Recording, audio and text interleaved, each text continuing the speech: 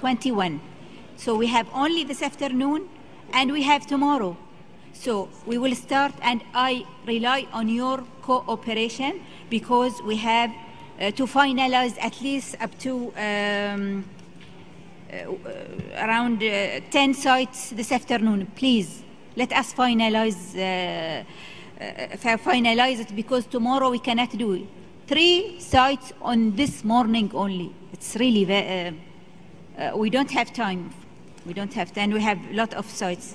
So now we will continue. Can you make... So we will continue the debate. And now I will give Tunisia the floor. Tunisia, please. You have the floor. Merci Madame la Présidente, et comme je vous l'avais promis, je vais être bref en tenant compte des contraintes que vous avez évoquées et auxquelles bien sûr nous nous joignons. La voix de la Tunisie sur ce cas rencontre le sens de la proposition d'amendement présentée et nous nous félicitons de la perspective d'une inscription future d'un site qui souligne cet élément extrêmement important pour nos sociétés qu'est la solidarité humaine et l'appui aux situations et aux franges les plus fragiles de nos sociétés. Nous regardons cette inscription future comme une reconnaissance de ces efforts dans nos sociétés, mais bien entendu nous appuyons le sens indiqué par le projet d'amendement. Thank you very much. Australia, please. No. No. You don't want. Angola, please. Merci Madame la Présidente. Félicitations à l'État partie pour le dossier qui a été préparé, également l'analyse objective de l'ICOMOS. Nous sommes d'avis pour une inscription en série, mais il est évident que dans les rapports, les éléments qui sont soulignés demandent à ce que l'État partie puisse approfondir l'analyse comparative en l'élargissant au niveau des autres pays européens, également affiner un peu la justification des critères, notamment les critères 5 et 6. Donc sur cette base, nous sommes d'avis pour les amendements qui ont été proposés de renvoyer donc les dossiers à l'État partie. Je vous remercie. Thank you very much. Hungary.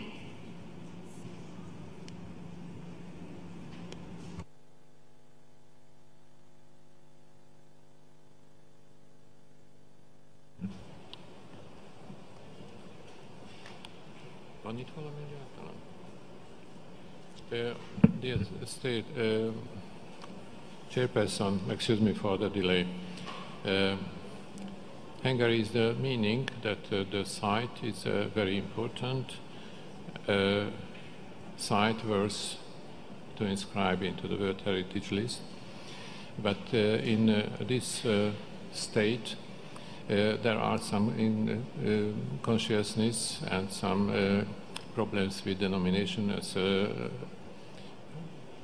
accentuated and underlined in the recommendation of ICOMOS.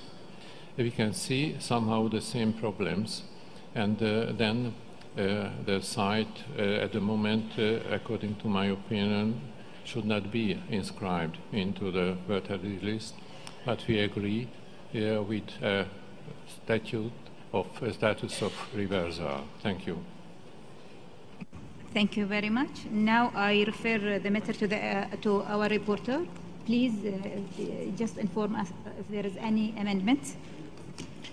Thank you, Madam Chair, and good afternoon to all colleagues. As it was noted this morning, we have received amendment on this draft decision submitted by Brazil, and we have heard general support for these amendments from the room. You can now see the text on the screen. The original draft decision proposed to defer the examination of this nomination, and the proposed amendment would instead refer the nomination back to the state party. Subsequently, you can see few minor adjustments in paragraph 2, as well as you can see a new paragraph 3 if we scroll down, since now the nomination would be referred and the standard format of, yes, thank you for inviting an ICOMOS advisory mission would be different. And we can also see slight modifications in paragraph 4. Thank you very much, Madam Chair. You can adopt. Thank you very much. If there is no objection, we will adopt the decision. Okay, it seems it's okay. So I therefore declare draft decision 42, 8B, 25 adopted.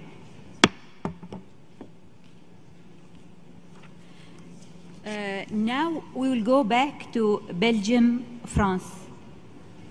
Are you ready? Okay.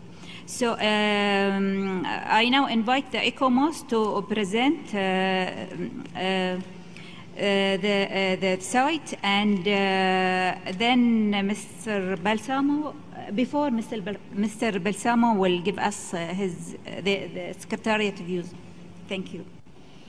Thank you, Madam Chair. Just to remind the committee that we received a fatwa letter notification concerning the evaluation of the funeral and memorial sites of the First World War Western Front.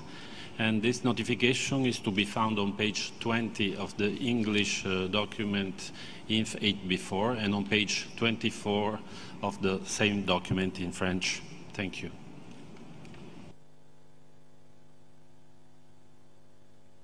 Comos, please. Thank you, Madam Chair. The funerary and memorial sites of First World War Western Front is a transnational serial property encompassing 139 sites spanning between northern Belgium and eastern France. Along the Western Front, where World War I was fought between German and the Allied forces between 1914 and 1918.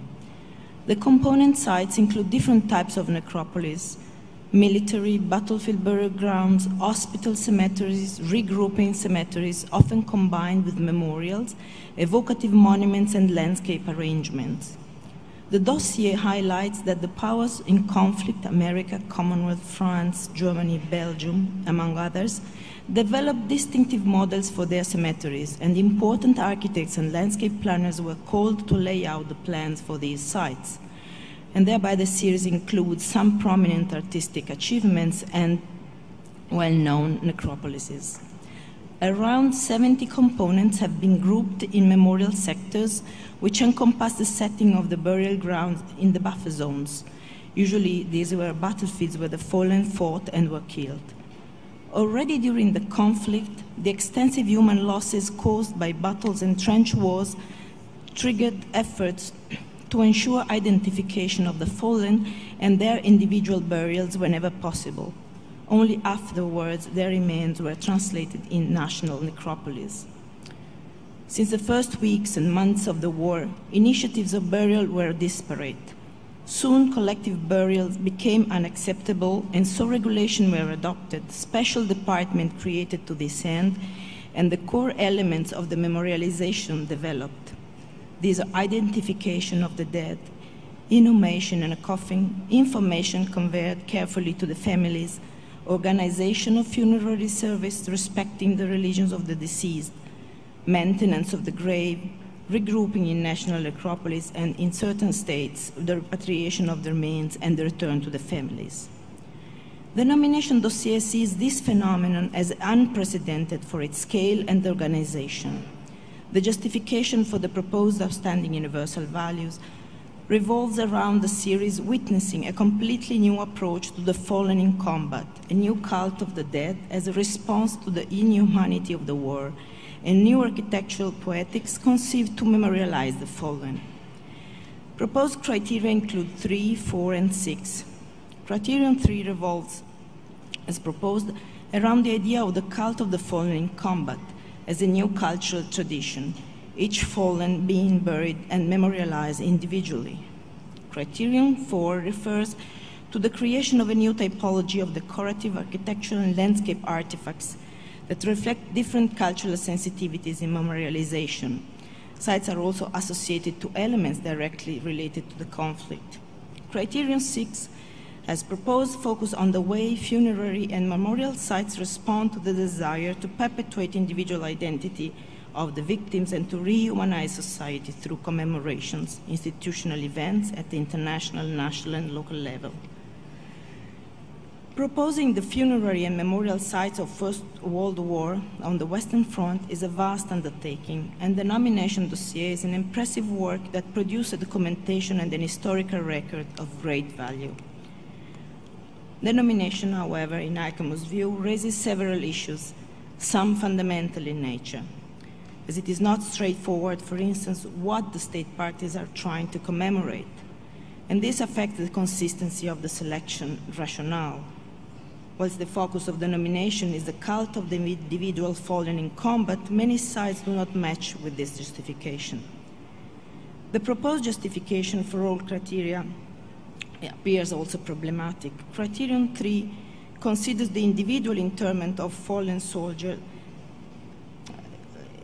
According to ICOM's Criterion 3 that considered the individual interment of fallen soldiers in the early 20th century cannot be seen as an outstanding witness of a civilization, of a cultural tradition.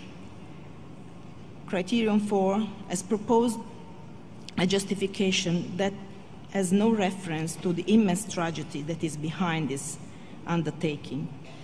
And despite the revised wording provided for Criterion 6, this does not justify, in ICOMOS view, how the proposed association can be seen of outstanding universal significance. Integrity and authenticity, therefore, are problematic given the difficulty in identifying the attributes.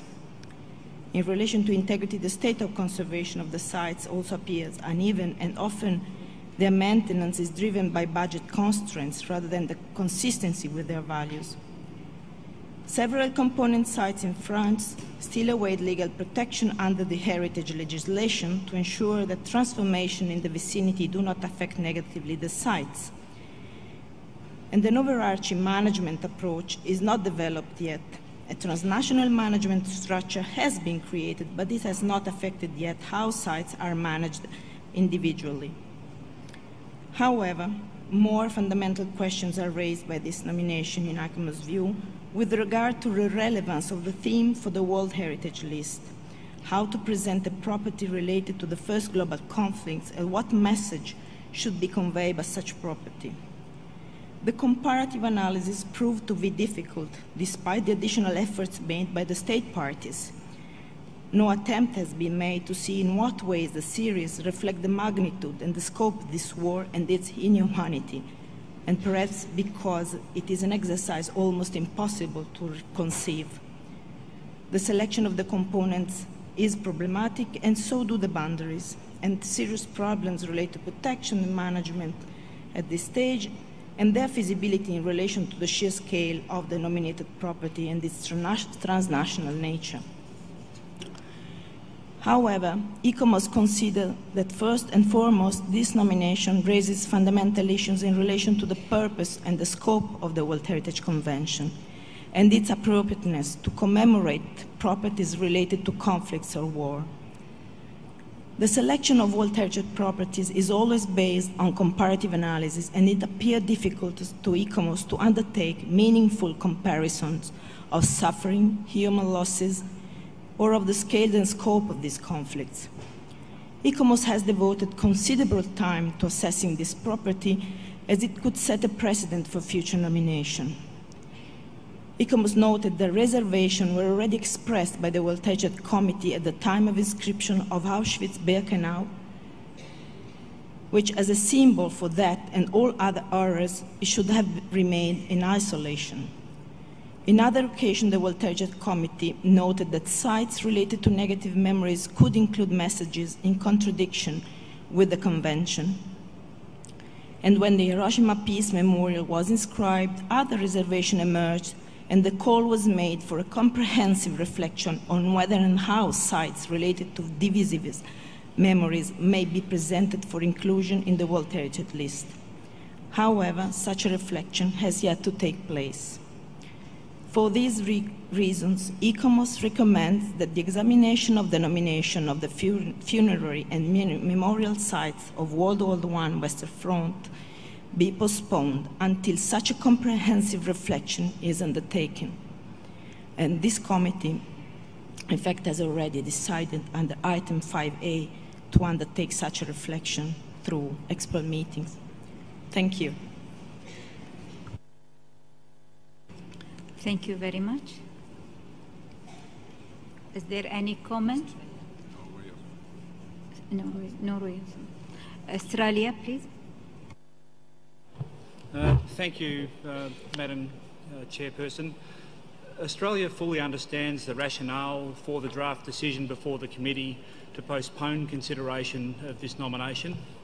And at the outset, we wish to acknowledge with great appreciation the enormous body of work undertaken by the state parties of Belgium and France to bring forward a nomination that reflects positively, not negatively, our collective recognition of sites of memory.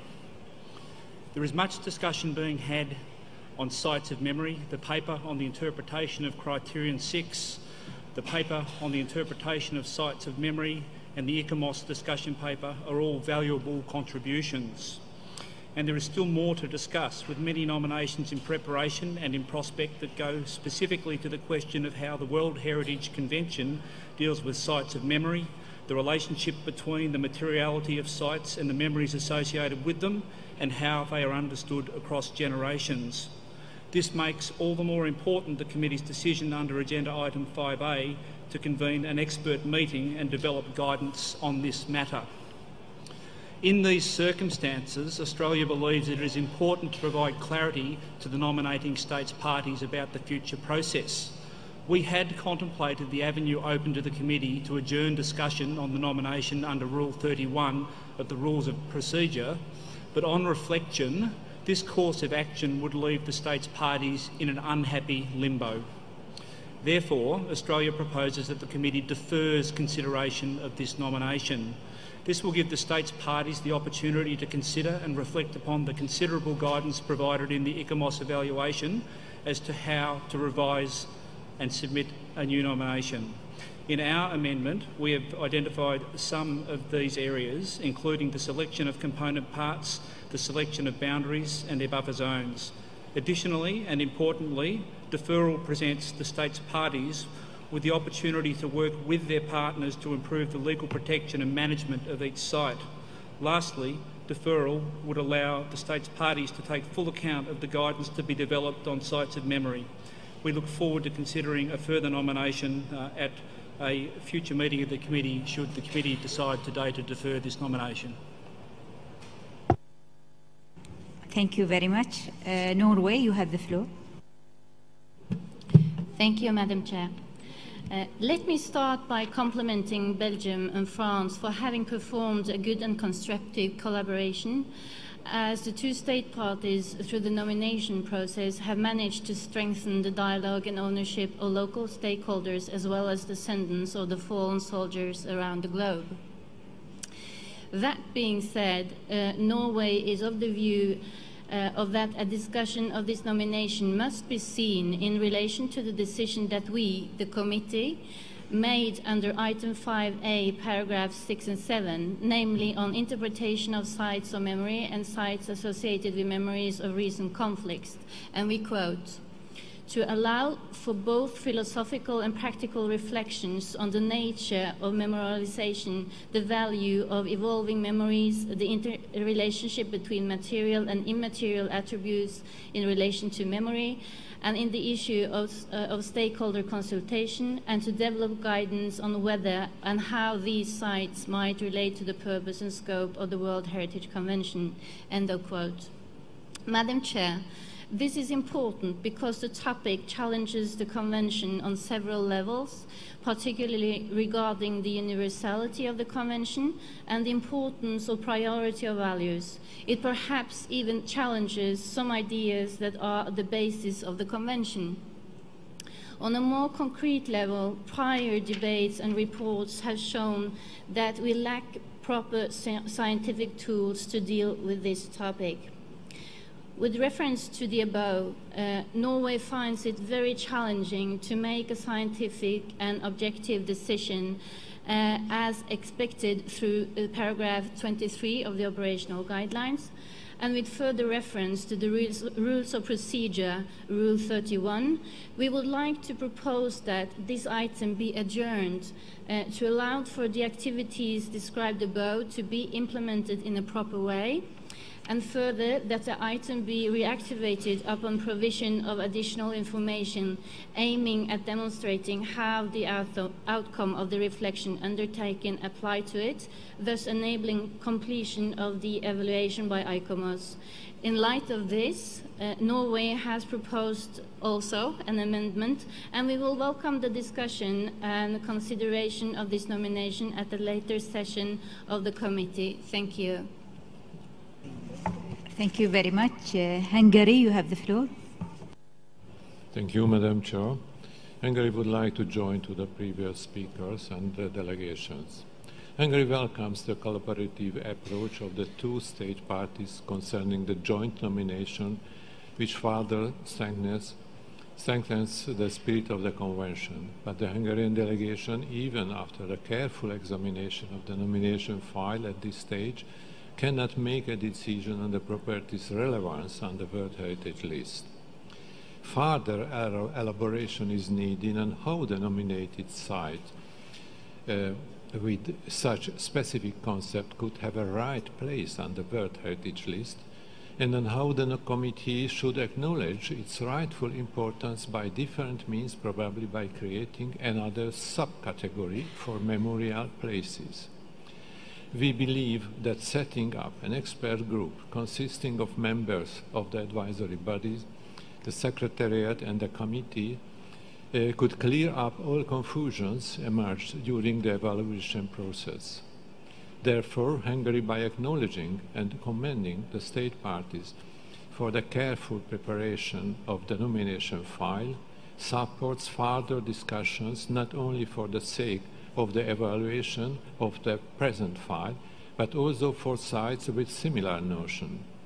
The Hungarian delegation wishes not to make a decision before a full scope of expert evaluation document is not available and the OUV of the site, and therefore its rightful place on the World Heritage List is not clarified. Hungary supports the proposed postponement. Thank you. Thank you very much. Bahrain, you have the floor. Thank you, Madam Chair. Just to follow up on the comments made by Hungary and other committee members, we fully understand the rationale of postponement and in favor of the proposal made by Norway and others. And we wanted to insist that any postponement should be given within a specific time frame so that it's not indefinite. And we would like to ask ICOMOS whether if the proposed 2 years will be sufficient enough to have a proper reflection and an evaluation of how the committee can rely its decision based on scientific basis. And I would like to hear from the ICOMOS if those 2 years would be sufficient for such a study and reflection. Thank you. Thank you very much. Brazil, you have the floor. Thank you, Madam Chair. While thanking ICOMOS for its presentation, Brazil expresses concerns about the recommendations presented by the advisory body and regrets its proposal for postponement of the examination of these nominations, since there is no provision in the operational guidelines for this procedure. As stated in paragraph 151 of the operational guidelines, ICOMOS and IUCN makes recommendations under 3 categories. And Brazil therefore urges ICOMOS to make an effort to provide its recommendations under at least one of these 3 categories in the future. On the matter at hand, Madam Chair, the Brazilian delegation understands that further consideration should be given to sites of memories related to conflicts. In this context, we welcome the decision that the committee took on Monday under item 5A to convene an expert meeting on sites associated with memories of recent conflict to allow a further reflection on the very nature of these properties. Perhaps Belgium and France could step in to make this expert meeting possible, as eventually its conclusions could provide valuable inputs for a possible revised nominations if these countries wish to. We take this opportunity, Madam Chair, to commend ICOMOS for issuing a discussion paper on the evaluations of World Heritage nominations related to sites associated with memories of recent conflicts. Thank you. Thank you very much. Spain, you have the floor. Gracias, Presidenta. Efectivamente, creemos que primero queríamos agradecer a Francia y a Bélgica por el trabajo realizado en esta candidatura. También queríamos agradecer a ICOMOS por la información y el análisis de esta candidatura, y efectivamente es un tema muy delicado. Creo que hay unanimidad por varios miembros del comité en que exista un grupo de trabajo que analice y valore la oportunidad de que este tipo de bienes se incluyan en la lista de patrimonio mundial. Y en tanto en cuanto no se haga este trabajo, consideramos que se debe de postergar la candidatura. Estamos de acuerdo también con la declaración de Kuwait de que tiene que haber un plazo, esto no se puede prorrogar indefinidamente, y también estamos de acuerdo con la enmienda presentada por la delegación de Noruega, porque consideramos que a lo mejor la devolución, el defer que propone Australia puede condicionar el trabajo, la decisión del grupo de trabajo. Creemos que con un postergamiento, es decir, si el grupo de trabajo finalmente decide que este tipo de candidaturas sí se pueden inscribir en la lista del patrimonio mundial, pues efectivamente continuamos con el procedimiento, pero puede decidir lo contrario. Entonces consideramos que un postergamiento es más adecuado que un defer. Gracias, señora presidenta. Thank you very much. Kuwait, you have the floor. Thank you, Madam Chairperson. First of all, I would like to thank the Advisory Board and ICOMOS for their great report and their concern, and we think they have a point on their concern, and we support the Norwegian suggestion to postpone it because we think we will wait the outcome of those experts before we are committed to any deferral or any process. So thank you. Thank you very much. Angola, you have the floor.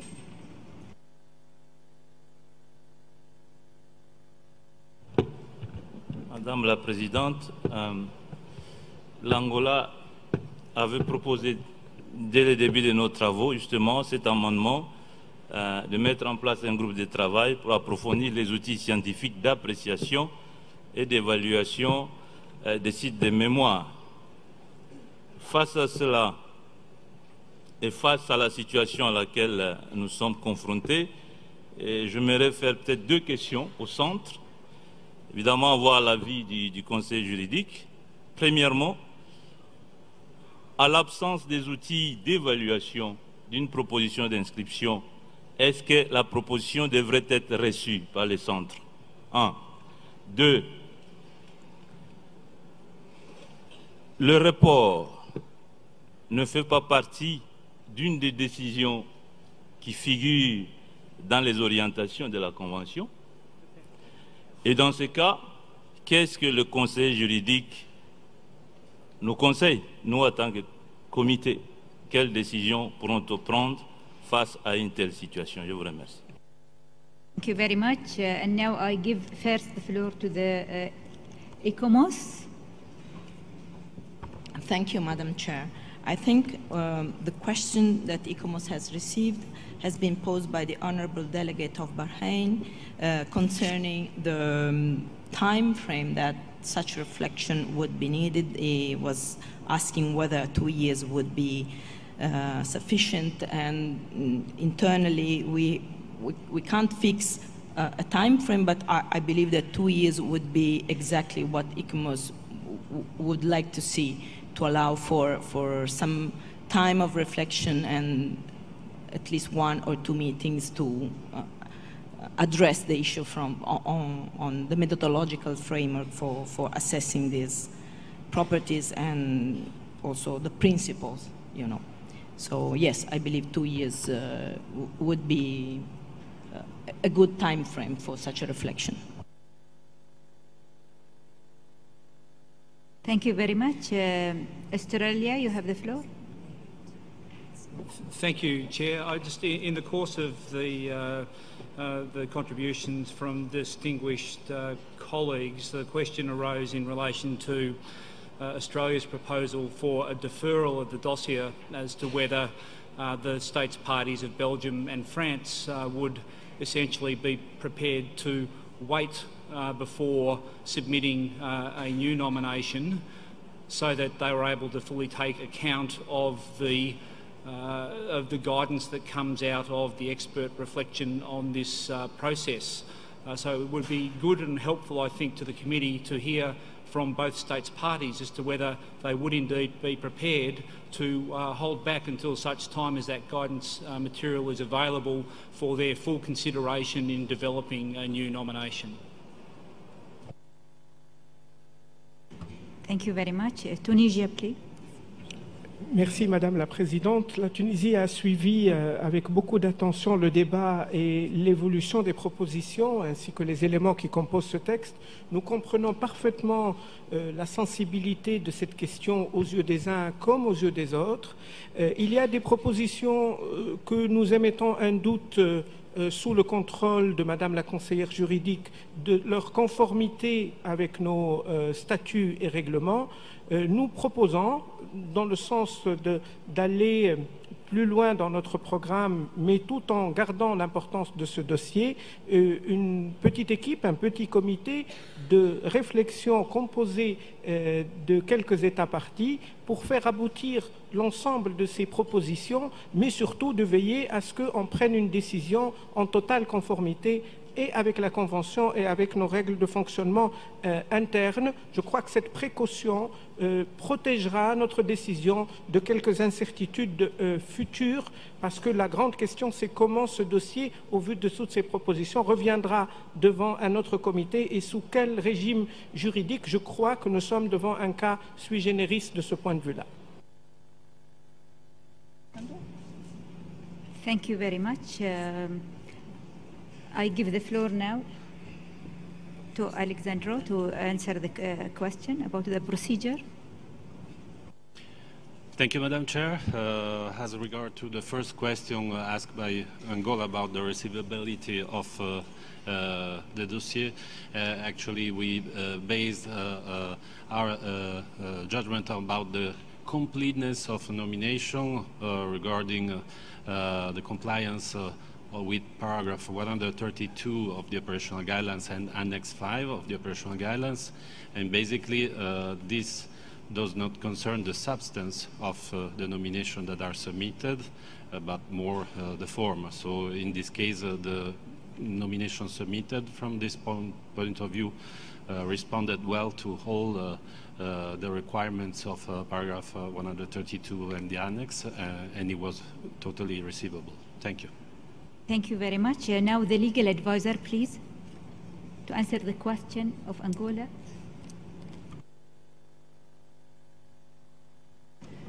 Thank you very much. If I've understood the question correctly, it related as to whether the proposal for an adjournment was a proposal that could be validly on the table, but I'm not entirely sure I've understood the Angolan question correctly. Was that the question? Well, clearly it's within the rules of procedure to allow for an adjournment of an item, so there'd be no legal difficulty with that if that were the direction that the committee wanted to take in relation to this matter. That's clearly provided for in the rules of procedure. Thank you. Thank you very much.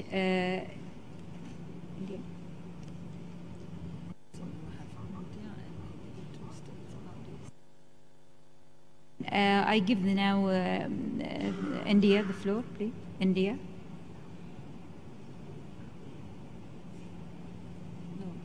No? Thank you, Madam Chairperson. India's reason for taking the floor on the subject is to recall the contributions of the 150,000 Indian soldiers who participated in the First World War, and of whom 9,300 made the supreme sacrifice within territories of France and Belgium. They are buried in 168 cemeteries spread over France and Belgium, and it is regrettable that histories of the First World War place inadequate emphasis on the role played by the Indian soldiers fighting a war that sought to uphold the values of freedom, while the same freedom was being denied to them in their home country. While the Indian memorials at Neuve-Chapelle in France and Meningate Memorial in Belgium do form a part of the nomination dossier, we would like to underline that they are not burial sites. In the future, we hope to work together with the delegations of France and Belgium to ensure that India's sacrifices and the contributions of its 150,000 soldiers are not forgotten by history. Thank you very much. Madam Chair. Now I give the floor to the reporter to show us the amendments, please. Thank you very much, Madam Chair. As it has been noted during the discussion, we have received 2 sets of amendments. One was submitted by Norway, Hungary, Spain, and the other one was submitted by Australia. And we have heard support from Bahrain and Kuwait for the amendments that was submitted by the group of countries. The proposal coming from Norway, Hungary, and Spain proposes to adjourn the debate, the consideration of this nomination, while the proposal of Australia is rather to defer this nomination. As these are quite complex set of amendments, I would like to go through them paragraph by paragraph, if you'll allow me. So starting from the top, the first paragraph would remain unchanged. And then the original paragraph 2, which reads, recalling the reservations it has expressed concerning the inscription of sites related to negative memories. Norway, Hungary, and Spain suggest to keep this paragraph, while Australia suggests to delete it. And then for paragraph 3, we have 2 options. The first one, submitted by the group of countries, would read, recognizes that the evaluation undertaken by ICOMOS may be considered effective until its 45th session in 2021. And the proposal of Australia would be, so that paragraph 3 reads, noting the thematic studies on guidance and capacity building for the recognition of associative values using World Heritage Criterion 6 and the interpretation of sites of memory. Then paragraph 4. For paragraph 4, we have the proposal from Norway, Hungary, and Spain, so that it would read, decides to adjourn consideration of the nomination of the funerary and memorial sites of the First World War, Western Front, Belgium, and France, until a comprehensive reflection has taken place and the committee at its 44th session has discussed and decided whether and how sites associated with recent conflicts and other negative and divisive memories might relate to the purpose and scope of the World Heritage Convention and its operational guidelines. The proposal we received from Australia for paragraph 4 would instead delete the original paragraph and replace it with the following. Also noting Decision 42-5A to convene an expert meeting on sites associated with memories of recent conflicts to allow for both philosophical and practical reflections on the nature of memorialization, the value of evolving memories, the interrelationship between material and immaterial attributes in relation to memory, and the issue of stakeholder consultation, and to develop guidance on whether and how these sites might relate to the purpose and scope of the World Heritage Convention.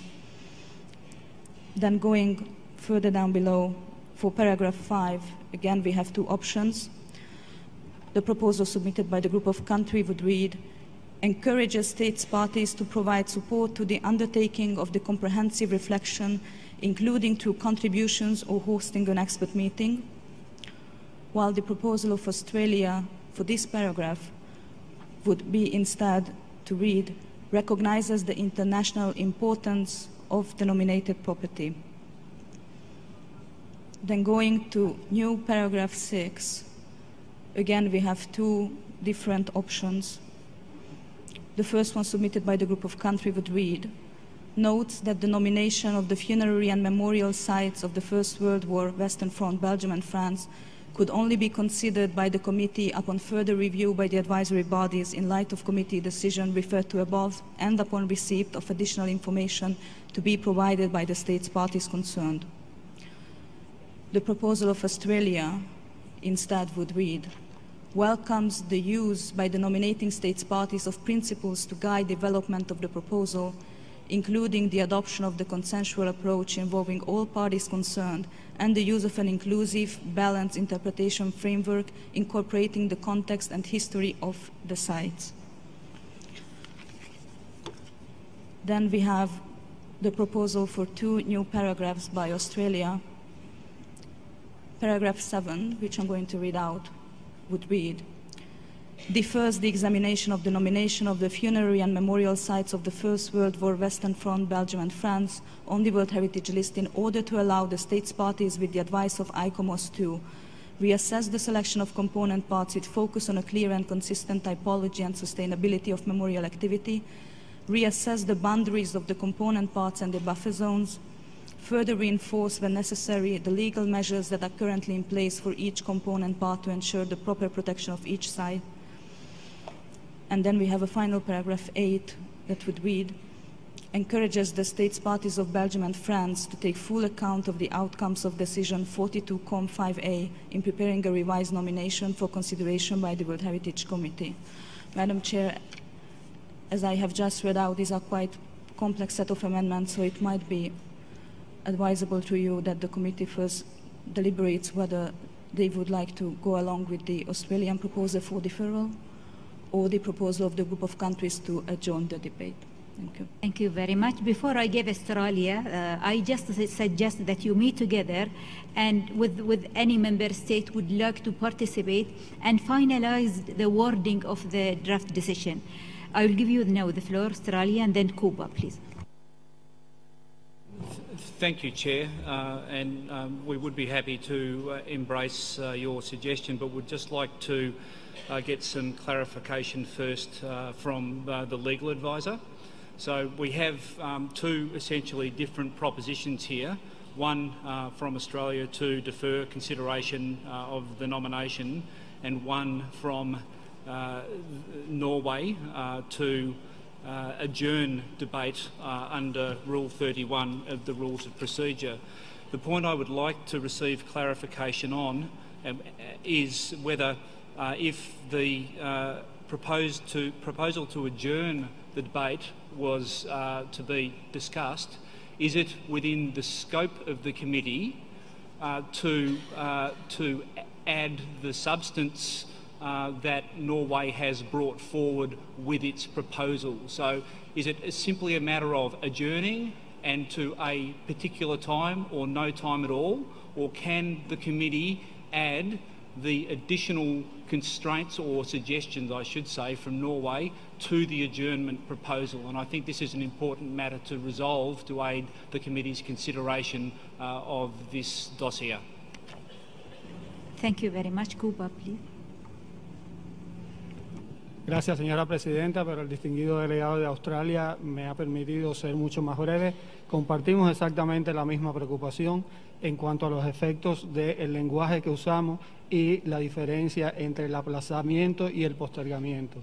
Creo que aplazar está muy claro dentro del ámbito de trabajo del comité y de las directrices operativas. Sin embargo, el usar otro término puede crearnos lagunas a la hora de valorar el seguimiento de nuestras decisiones. Muchas gracias. Thank you very much. Hungary, please. Thank you very much, Chair. It is really a very complicated issue, and the situation is not totally clear. I would like to draw your attention only one point in this respect only in order to be able to decide, to take a decision between the two different or partly different proposals. So, I think and I am convinced that if the committee decides to create a body or a group for experts to clear the situation and to take some general decision on the memorial places, it would be not good and not right to take a decision as commonly to be taken, can be taken, so referral, deferral, and anything else. So between the two proposals, adjourn or to defer, I am in favor of the first possibility, because not to take any decision until the different bodies take note about it and make a decision how to be able to make such a nomination on memorial places, and not only on this very case here in front of us. Thank you. Thank you very much. So the legal advisor, please.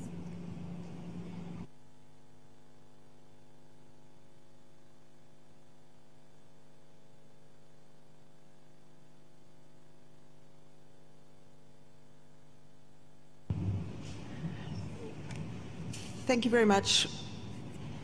As you know, under the Convention and the operational guidelines, there are 4 possible routes which may be followed: inscription, referral, deferral, and non-inscription. What we have now is 2, if I can say it like this, competing proposals. One is a proposal for deferral, which can also be seen as a new proposal to defer rather than to inscribed, and the other is a proposal for adjournment. Obviously, the adjournment proposal is a procedural motion and as such takes precedence over one of the proposals. However, the question that was asked by the distinguished representative of Australia related to the legitimacy of including the nature of the language in the 2 paragraphs.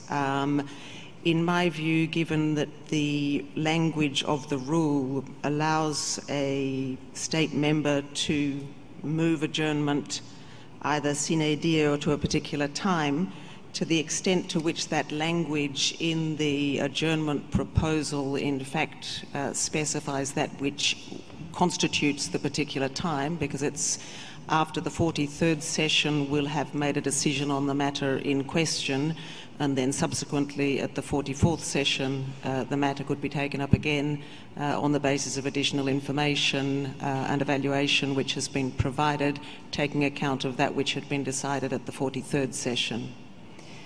Thank you. Thank you very much. Now I give the floor to Norway, please. Norway.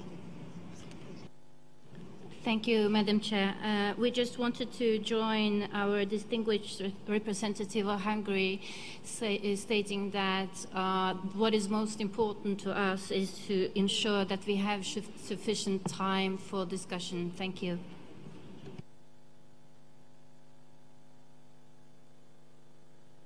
Thank you very much. Australia, please. Can you just try to find a solution, because we don't want to waste time, please. Certainly, Chairperson. I'll make my question now much more specific because I don't believe yet I have clarity of the answer that I'm looking for. So it's very clear within the rules of procedure that any member of the committee can move an adjournment, and there's a process set out in Rule number 31. And it is specifically relates to the adjournment of the item and the ability to set a time frame or not as to when the discussion may resume. So what I would specifically like to know is whether in the amendment from Norway, points 1, 2, 3, 5 and 6 are able to be added to a decision to adjourn.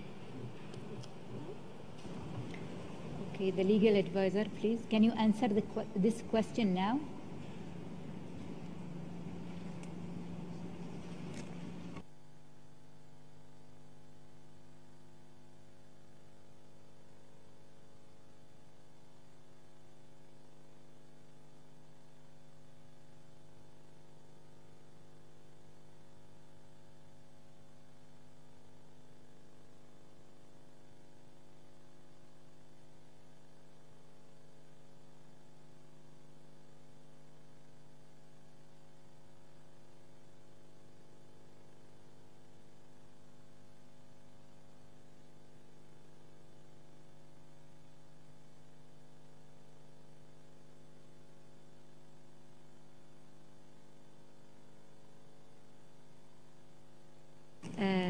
Do you want the answer now, or we can just refer it later?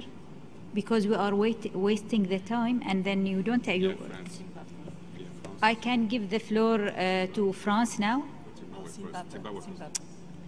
Zimbabwe first, please. Zimbabwe. Thank you, Madam Chair. While waiting for the legal advisor, I wanted to find out from Norway whether they would be happy to have the decision just composed of paragraph 4.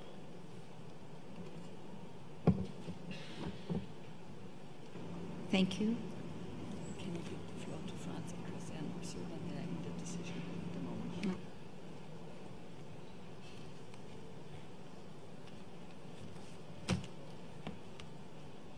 It is enough. You are ready? Yes.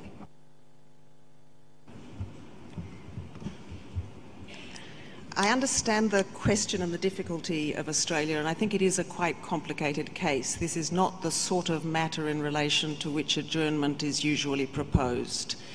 It's usually proposed in the course of a much simpler debate. At the moment, it's being proposed in the course of a proposal. The dilemma, if we were to have only a paragraph proposing that it be adjourned until date X, the rest of the information that's been dealt with in relation to the proposal, which is essential if the adjournment is to go ahead satisfactorily, won't be contained in the decision. So I think it is possible to have both the adjournment language and the additional language that would have been contained in the proposal language, because otherwise the adjournment simply cannot take place in an intelligent way and it won't allow the committee to decide on the basis of what the nomination should be considered down the track once the study and decisions have been made on the handling of sites of this nature. I hope that answers the question of the delegation. Thank you. Thank you very much. Do they still want to have their proposal? Do you still want to have your proposal? Yes, Madam Chair, at this stage Australia would prefer its deferral proposal.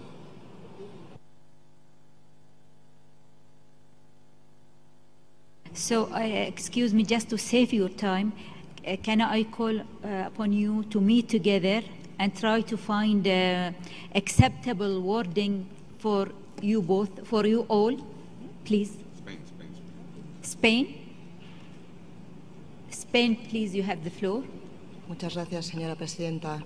Evidentemente se puede crear un grupo de trabajo, pero a mí sí me gustaría que quedara constancia que hay una serie de estados que consideramos que tiene que haber un trabajo de preparación sobre los sitios de memoria y intentar conciliar una propuesta para adjourn y otra para defer es un poco complicado. Nosotros pensábamos, al apoyar la propuesta que hemos presentado conjuntamente con Noruega, que era una solución procedimentalmente más limpia y que además nos permitía explicar los motivos por los cuales hacíamos esta propuesta, que en ningún caso tiene que disminuir la importancia y la relevancia del sitio que ha sido propuesta, pero nos parecía que procedimental era más correcto y que además podrían beneficiarse tanto de este debate, estos sitios, como otras futuras candidaturas, para que no tuviéramos que tener unos debates tan amplios en este comité. Muchísimas gracias, señora presidenta.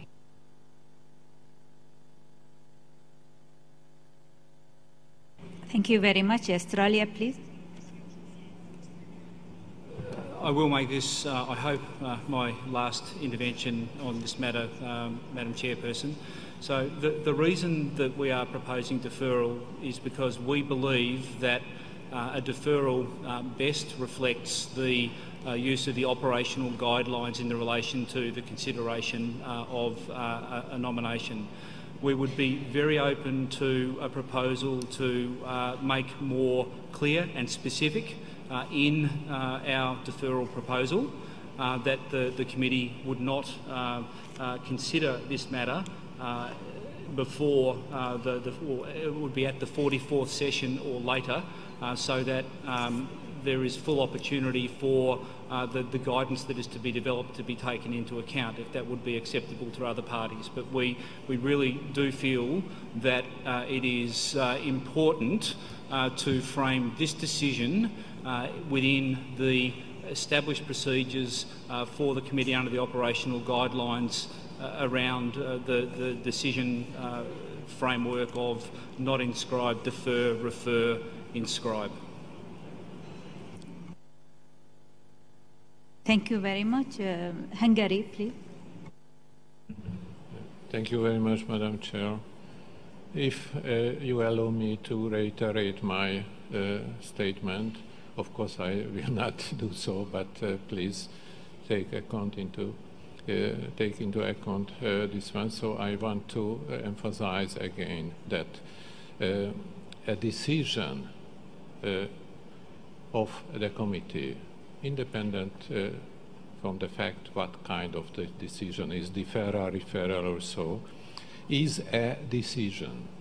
And the Hungary, and I could see also Norway and Spain and so are for another way of solution. At first, the committee should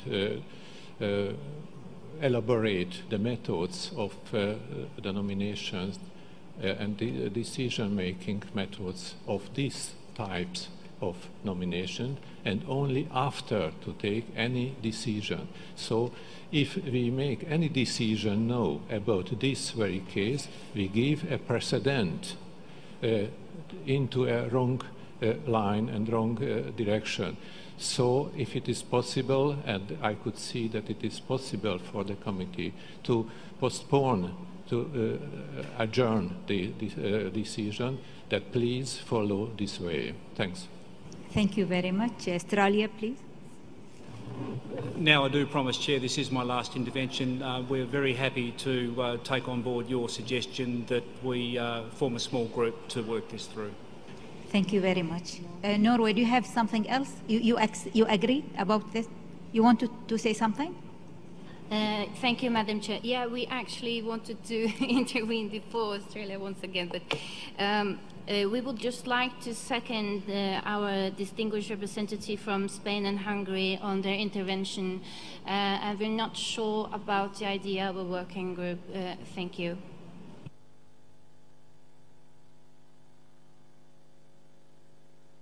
Excuse me. Tunisia, please. Merci Madame la Présidente. Je ne souhaiterais pas revenir sur ce que j'ai commencé par proposer, mais malheureusement je me vois de le redire.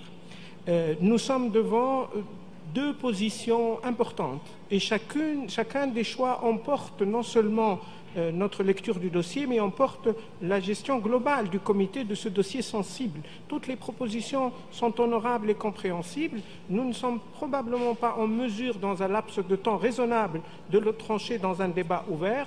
Je crois que l'idée la plus sage, c'est de former un groupe qui travaille sur non seulement le wording, comme vous l'avez dit, Madame la Présidente, mais aussi le balancement entre les deux choix possibles, et ils reviendront vers le comité avec un projet de décision. Cela permettra aux idées d'être mieux traitées et mieux développées, et à nos travaux d'aller de manière plus rapide. C'était ma proposition de tout à l'heure, mais je la renouvelle à l'instant. Merci beaucoup. Je donne la parole à Koweït, s'il vous plaît. Koweït. Thank you. We also think, or we know it's a very sensitive issue, but we think what's been suggested by the delegation for Spain, it's the most reasonable and more efficient way to get over this subject. Thank you. I think it's better not to complicate the matter. Let you meet together and tomorrow come to the committee with a proposal, please. If it's possible, Australia, Spain, Norway, Kuwait, Tunisia, all the other, Indonesia or Hungary, please, because we don't have... Norway, please. Thank you, Madam Chair, and we're sorry for taking the floor again. If we understood the legal advisor correctly, the rules of procedures are standing above the operational guidelines in this issue. And our challenge is that we haven't actually had the discussion that we should have, and that is why we think it is very problematic. Although we fully understand the line of reasoning from our distinguished colleagues from Australia, but we still find it very challenging to actually have this decision without having had a debate that is foreseen over the next 2 years. Thank you, Madam Chair. Thank you. Zimbabwe, please. Thank you very much, Madam Chair. I don't know to what extent a working group will solve this problem. And I think it's either maybe you ask us what we feel about these two proposals, or if we are adjourning, then we don't touch the draft decision. We just note that we adjourn. If we have a working group, we've discussed this nomination. But it's either we just say the committee adjourned, but we don't touch the draft decision, we don't interfere with it. We just agree to adjourn until a study has been done and the meeting has been held, and then we leave it at that. We do not interfere with what we were given as the draft decision. Thank you very much. Australia, please. Madam Chair, I think we've tried as persuasively as we can to make the case for this dossier being dealt with through a deferral rather than an adjournment, but it does seem that we are the only one that's expressing a view in favour of a deferral rather than an adjournment. So on that basis, we would simply ask that the committee makes its decision on the adjournment proposal. Thank you very much. So, thank you very much. Can you just prepare the draft?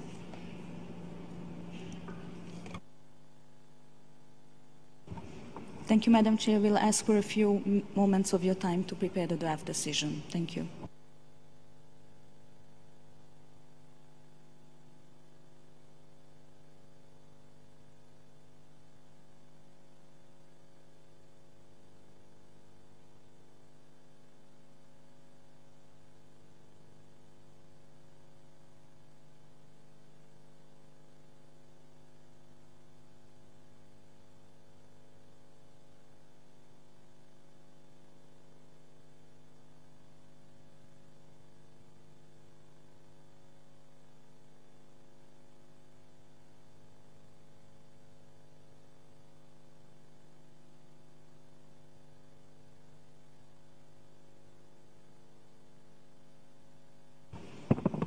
Thank you very much for your patience, dear colleagues. After the withdrawal of the Australian proposal, now you're going to see on the screen the decision as it would look like with the amendment submitted by Norway, Hungary, and Spain. In just a second, I see we still have a little reference in paragraph 4 to the Australian proposal. If we could just delete it. Yes.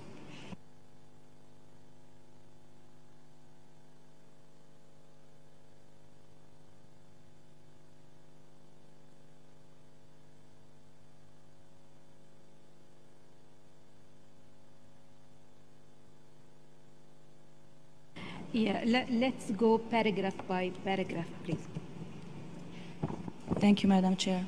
So paragraph 1 would remain unchanged.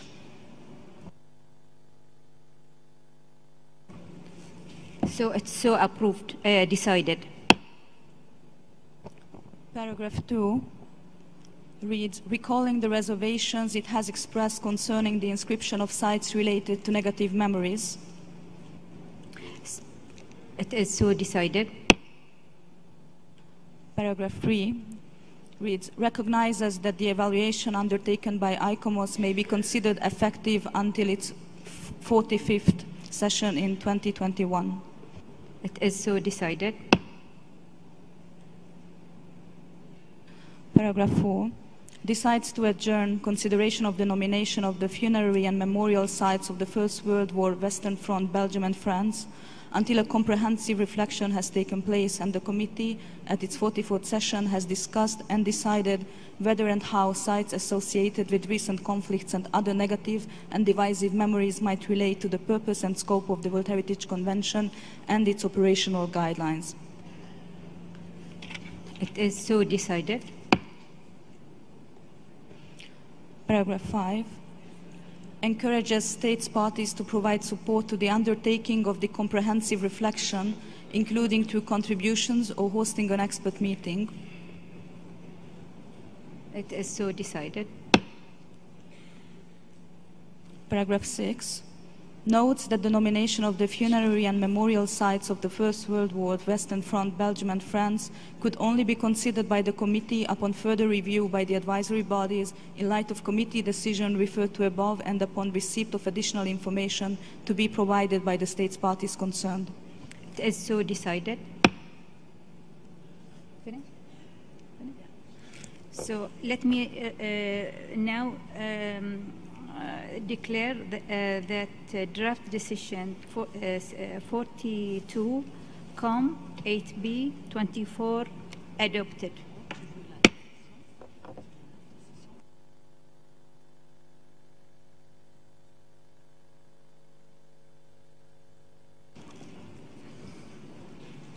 Now our next site is Czech, Zetic, the town of Hope. I give the ICOMOS the floor to present the report. Excuse me. Before we go to the Czech, I will give the floor to the France regarding the previous site. Merci Madame la Présidente. Je souhaiterais que la Belgique, qui a la direction des opérations sur ce dossier, s'exprime en premier. Je vous remercie. Merci beaucoup. Et maintenant, je donne la parole belge. Merci Madame la Présidente et merci au comité pour ce très riche débat. Nous voulons vous assurer de notre disponibilité à effectivement travailler sur cette thématique. Nous restons convaincus que le dossier que nous avons présenté n'avait rien de divisif et qu'au contraire, il voulait rassembler tant la communauté internationale que les communautés locales traditionnelles autour d'un exercice de commémoration. Dans la liste de sites que nous présentions, ce n'était pas moins de 80 États partis dont les mémoires des décédés nationaux étaient honorées. Et ce sont des milliers de gens qui se sont impliqués dans la préparation de ce dossier, architectes, historiens, les communautés locales, les représentants des autorités locales, qui jour après jour veillent à la vie, à la préservation de l'intégrité et à la mémoire de ces sites qui sont des sites de paix et de recueillement. Et à cet égard, nous voudrions particulièrement saluer les instances et structures gestionnaires de ces sites qui étaient à nos côtés depuis le début. Bien sûr, Madame la Présidente, c'est avec une très très grande déception que nous enregistrons la décision d'aujourd'hui.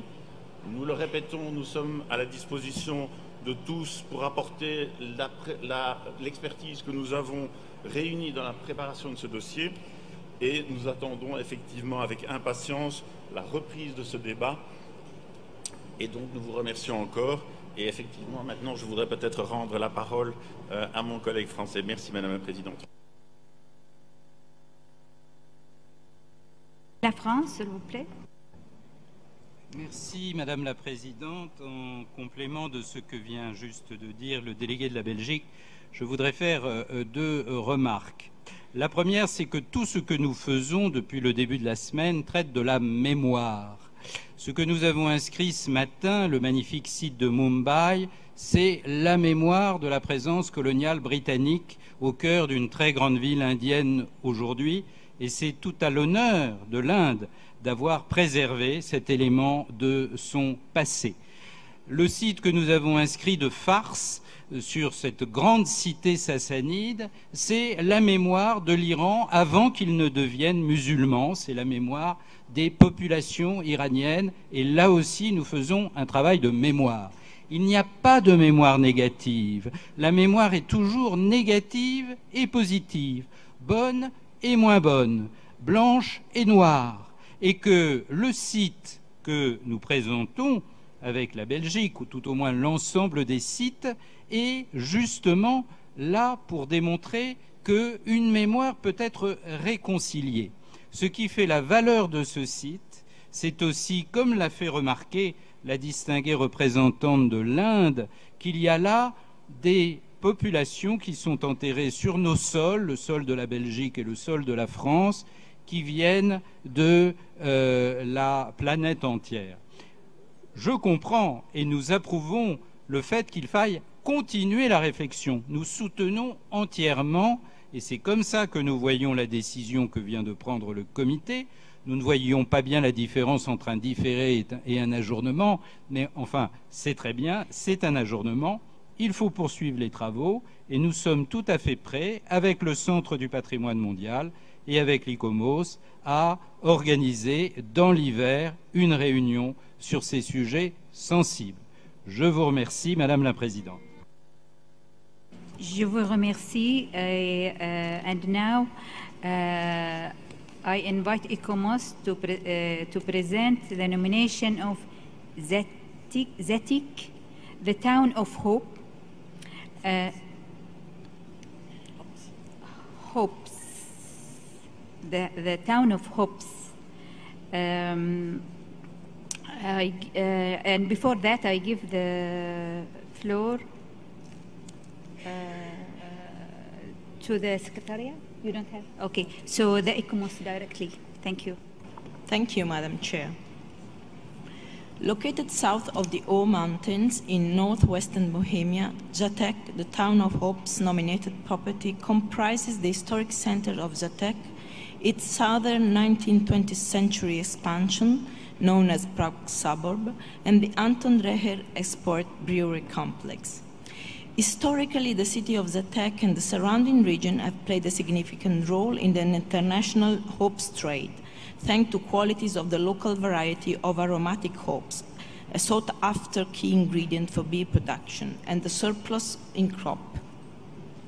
In consequence, the city and the wider region have adapted to this agricultural sector by developing specific built and economic structures tailored to hop cultivation, processing, and trading.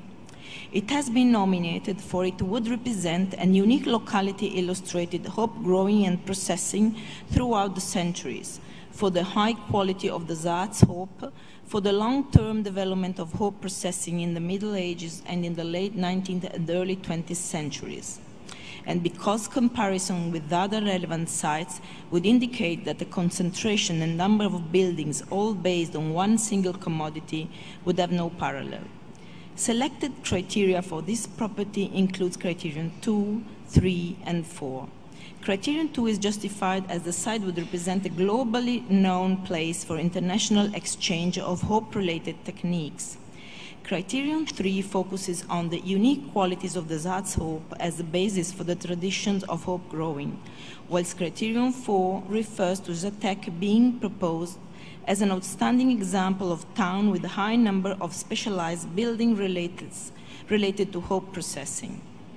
Although interesting for the theme it brings up, hope growing as an aspect of beer making, ICOMOS considers that these nominations poses issues in relation to its scope and in what is being nominated, in the rationale for the serial approach, in the proposed outstanding universal values and the selected criteria, and therefore also in terms of integrity and authenticity. The nomination revolves around hope growing, but it does not include any component or attribute reflecting this aspect. The surviving features related to hope processing in the old town are very limited. On the other hand, the Anton Reher brewery component specifically reflects beer making only. The comparative analysis, although it examined many properties, has not provided the necessary support to the proposal standing universal value, as it meets some key properties in the comparisons and focused on criteria rather than proposed OUV and related attributes. The proposed justification for criteria appears problematic to ICOMOS. For Criterion 2, the arguments put forth reflect the major phases of the history of Žatec, but do not succeed to justify it. Criterion 3 revolves around the quality of a product, hops, and not on the property, and how it would reflect the hop-growing tradition. Criterion 4 include arguments that might apply only to the Prague suburb and not to the entirety of the nominated property, which only reflect one part of the hop industry. hope processing, and this affects authenticity at this stage. With regard to integrity, beyond the non-consistent rationale for the serial approach and the boundary delineation, one problem is represented by the recently built Hope Tower, which overshadows the chimneys of the drain kilns, the main feature of the Czech urban landscape. The neglect to which most of the key buildings and potential threats that comes from their conversion, in fact, no comprehensive assessment and guidance has been prepared to orient their transformation in the future, represent a major affecting factor for the nominated property. Legal protection and protective measures, on the other hand, are adequate, although they could be strengthened for the buffer zone. A management system is in place, although it is missing a rehabilitation reuse strategy for the great number of vacant hope-related buildings, as well as a risk preparedness strategy. In summary, the comparative analysis has not succeeded in bringing into light the potential significance of the property. Authenticity and integrity, therefore, have not been validated, and criteria appear not demonstrated at this stage. Boundaries are not satisfactory, as they do not encompass elements that relate to hope growing. Protection, as said, is fine. Conservation requires urgent plans and intervention, on the other hand, and the management is in place but could be strengthened.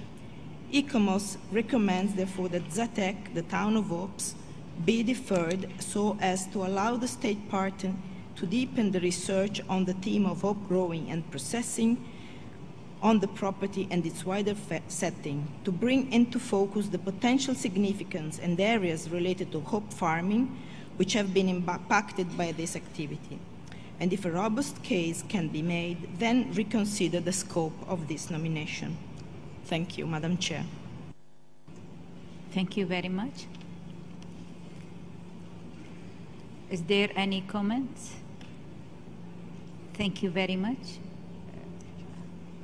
China, please. Thank you, Madam Chair. Despite the initial negative evaluation conclusion, China can still find the unique values of the town Zatek from the description of the nomination in ICOMOS evaluation report. In particular, China is impressed by the justification of the proposed criteria 4 and 6. That is, the built environment and urban life shaped by the specific production activities and associated intangible cultural elements, such as traditional skills, festivals, and customs. China also has sites of liquor brewing and processing. The property provides a very good approach to promote sustainable development of traditional industrial town by making use of cultural heritage resources. China supports the state parties' continued endeavors to protect and transmit traditional industrial heritage and its valuable spiritual traditions. Thank you. Thank you very much. Norway, please. Thank you, Madam Chair. Norway supports the draft decision. This nomination is about beer making, an activity and a product that has been of universal interest throughout human history as well as geographically spread out. As stated by ICOMOS in its evaluation, this nomination is perhaps the first that addresses this legacy. Hence, in the future, there might be room on the list for an inscription that represents this phenomena, a phenomena that also may contribute to a more balanced and representative list. However, and also pointed out by ICOMOS, there are uncertainties as to whether the property as described in the nomination is the only and the best representative for beer making. Norway endorses Czechia's initiative as a thematic approach. Undoubtedly, Czechia should have a central role in the further discussions. The state party should also play a central role in defining the best ensemble attributes possible, given the whole scope of the phenomena. However, Norway would like to encourage the state party to look at the matter in a broader context in its future work. as the theme might also have a potential as a transnational series. The latter is an option that should be seriously considered, as it constitutes to an approach in line with the spirit of the Convention. Finally, Norway would like to compliment Czechia for its intention to continue the work as advised through the deferral proposed. A deferral is not an expression of distrust or discouragement. Rather, it gives important access to professional expertise and advice to ensure that the final nomination can be further refined. Thank you. Thank you very much. Our reporter, as there is no comment. Thank you very much, Madam Chair. We haven't received any amendments to the draft decision. Thank you very much. I therefore declare draft decision 42-8B 26 adopted. I now invite ECOMOS to present the nomination of SEV Suite, Nipisat, Inuit hunting ground between ice and sea, Denmark. I believe it was asked for the state party to take the floor on this matter.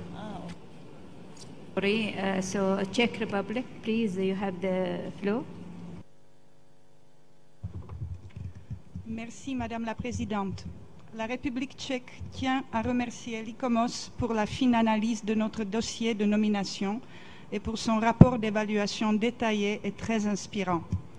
Nous avons bien pris compte de tous les commentaires du rapport et ensemble, avec les représentants de la ville de Žatec, nous avons décidé d'approfondir les recherches et continuer nos travaux sur ce thème du patrimoine lié à la culture et au traitement de l'houblon qui nous tient particulièrement à cœur pour réviser le dossier de nomination d'après les recommandations de l'ICOMOS. Nous remercions également le comité d'avoir fait sien l'avis de l'organisation consultative.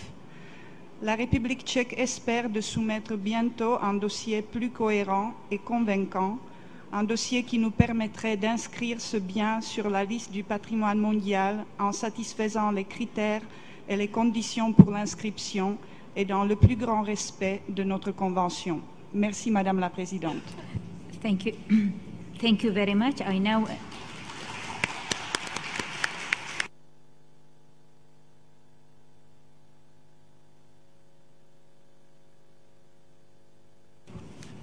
I now invite ECOMOS to present the nomination of SE Suite, Nipisat, Inuit, hunting ground between ice and sea, Denmark. And before that, I give the floor to the Secretariat, Mr. Balsamo. You have the floor. Thank you, Madam Chair. We received a factual error notification concerning the evaluation of this nomination, and this notification is on page 35 of the document in fact before, and page 35 of the English version, and page 40 of the French version of the same document. Thank you, Madam Chair. Thank you very much. Now the ECOMOS, please. Thank you, Madam Chair. It's my pleasure to present to you the ICOMOS evaluation of Asi Visuit Nipisat, Inuit hunting ground between ice and sea in Denmark. Climate and topography in West Greenland along a vast west-to-east transect from the ocean and fjords to the ice sheet contains evidence of 4,200 years of human history. Fisher hunter-gatherer cultures have created an organically evolved and continuing cultural landscape based on hunting of land and sea animals and seasonal migrations. The nominated property is very large, 417,800 hectares in area, and is located north of the Arctic Circle in West Greenland. It is approximately 235 kilometres long and up to 20 kilometres wide, an irregular rectangular-shaped west-to-east transect from the Davis Strait in the outer sea into and including a span of approximately 40 kilometres of the ice sheet in the east. Within the nominated area, the State Party has identified 7 key localities that demonstrate its cultural histories. These contain archaeological sites, historical and present-day settlements, and have been chosen as localities that convey the values of the cultural landscape, including the interdependence between humans and the landscape. The boundary overlaps with part of a Ramsar area at its eastern end.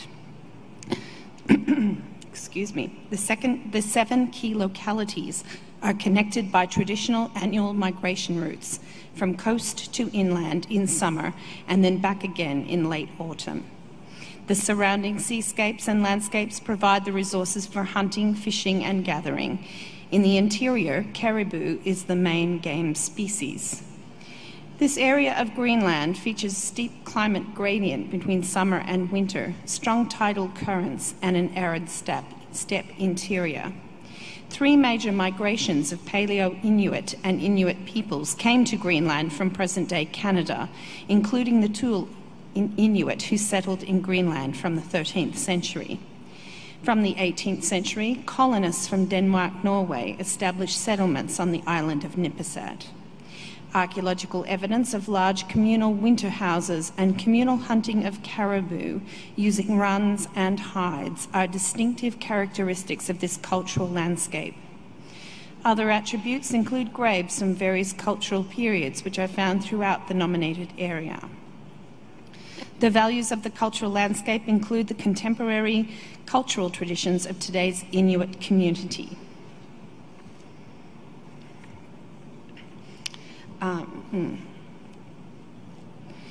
The comparative analysis is appropriately framed and demonstrates that New World Arctic properties and fisher-hunter-gatherer cultural landscapes are relatively underrepresented in the World Heritage List.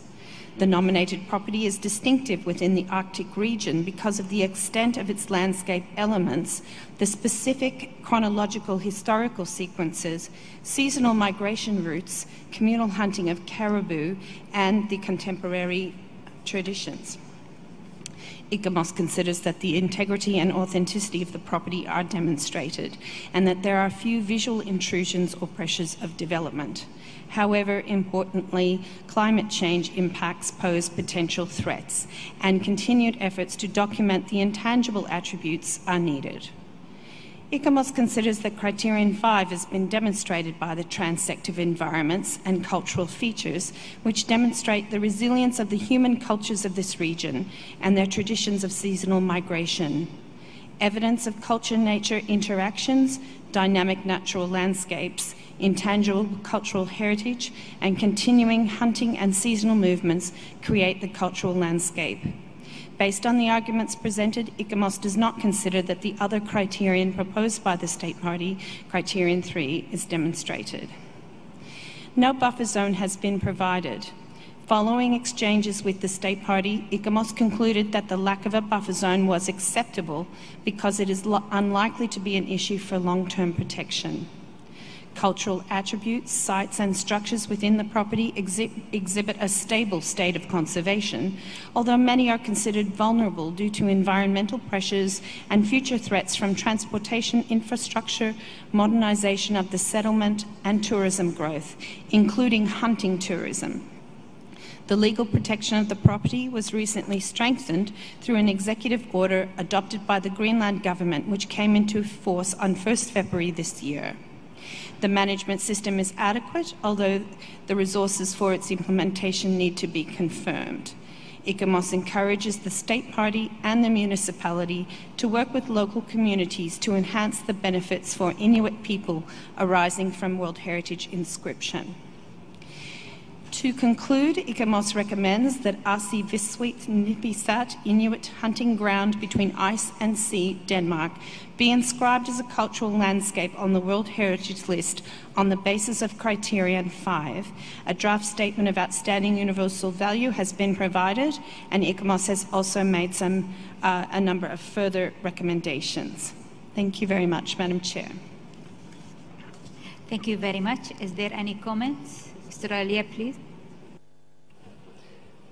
Australia congratulates the local community, the Government of Greenland and the State of Denmark on the nomination of this obviously outstanding cultural landscape.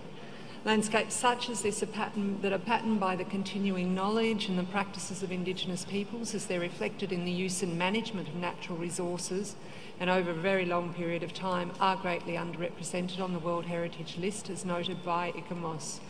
We were particularly impressed by the extent of the cultural landscape and the way it was defined as a transect across the country to fully reflect the seasonality of hunting and fishing and the associated migration routes. We appreciate the additional information provided by the State Party that explained the roles of local communities in the management of the site and their support for the nomination. In their evaluation, ICOMOS also noted that the tangible evidence of the practices of hunting and fishing are interwoven with the spiritual and mythical dimensions of the landscape, but we found these were only minimally detailed in the nomination. And if appropriate within the continuing cultural traditions of the Inuit community, we'd be delighted to hear more about these dimensions of the landscape in future. So Australia wholeheartedly supports the inscription of this property on Criterion 5. Thank you very much. And now I give the floor to Norway, please.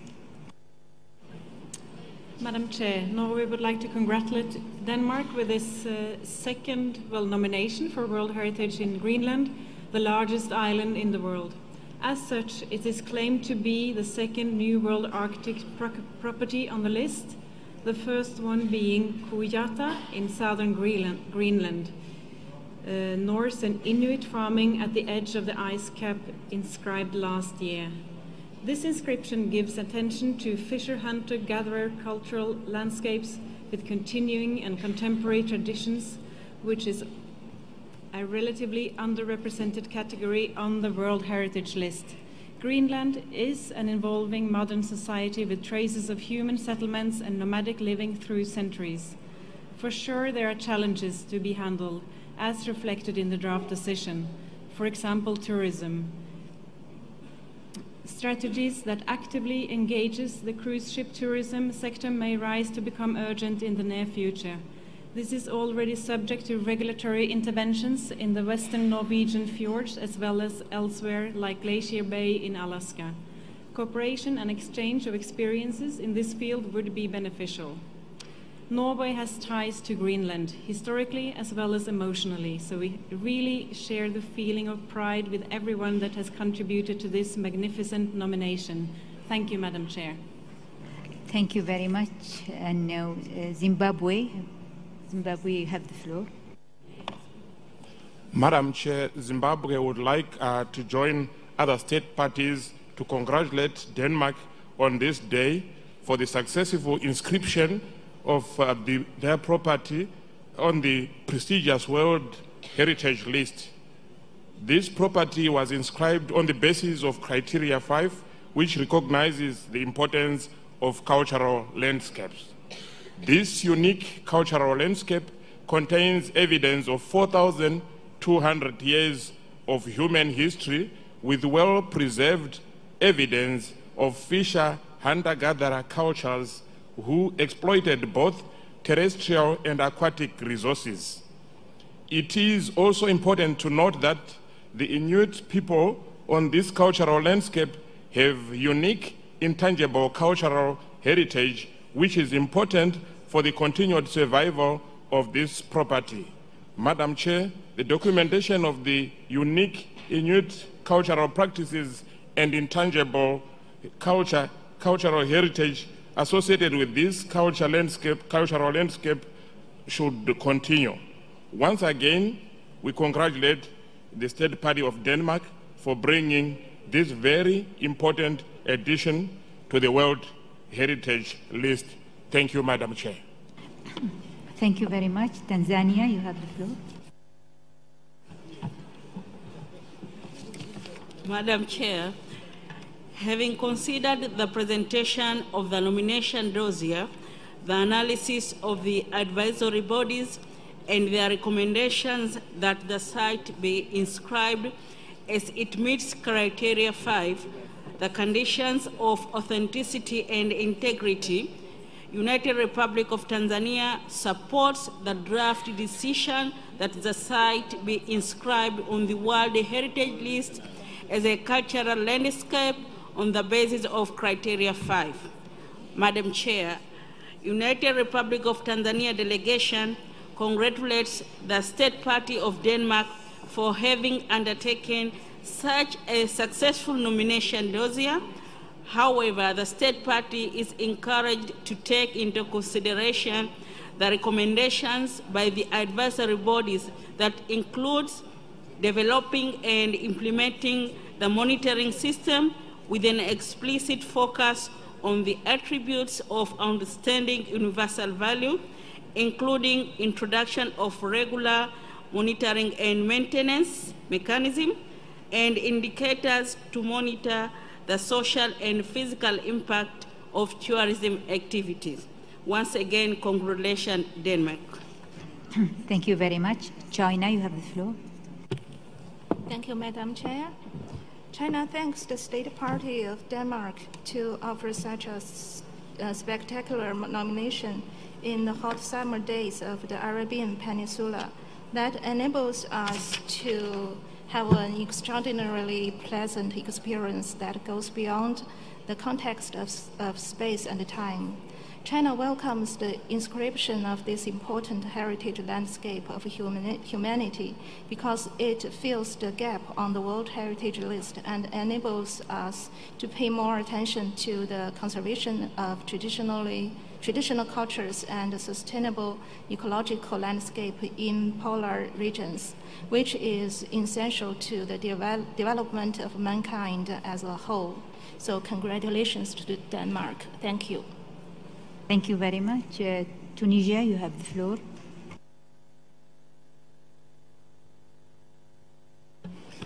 Merci, Madame la Présidente. La Tunisie félicite et remercie le Danemark pour cette belle proposition d'inscription d'un bien qui vient enrichir une sous-catégorie encore sous-représentée, à savoir les paysages culturels. Cette belle proposition vient faire de la liste du patrimoine mondial et renforcer sa crédibilité, son équilibre et surtout sa représentativité, puisqu'elle permet d'enrichir la liste d'un bien appartenant et représentant une communauté autochtone et sa culture, son mode de vie et la manière d'exploiter l'espace. Donc, encore une fois, un grand merci et toutes nos félicitations au Danemark. Merci. Thank you very much. Now the floor is to Kuwait. Please, Kuwait. Thank you, Madam Chair.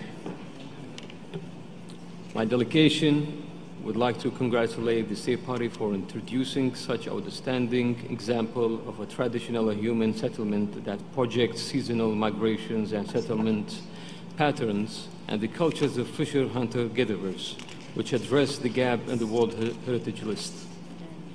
This interaction between the human and the harsh Arctic environment has contributed significantly to the formation of organically evolved and continuing cultural landscape with a rich chronological history of tangible heritage as well as intangible heritage of hunting and fishing traditions that are sustained by contemporary settlement. Thank you. Thank you very much. Hungary, please. Thank you very much, Madam Chair. The Hungarian delegation would like to congratulate Denmark, first of all,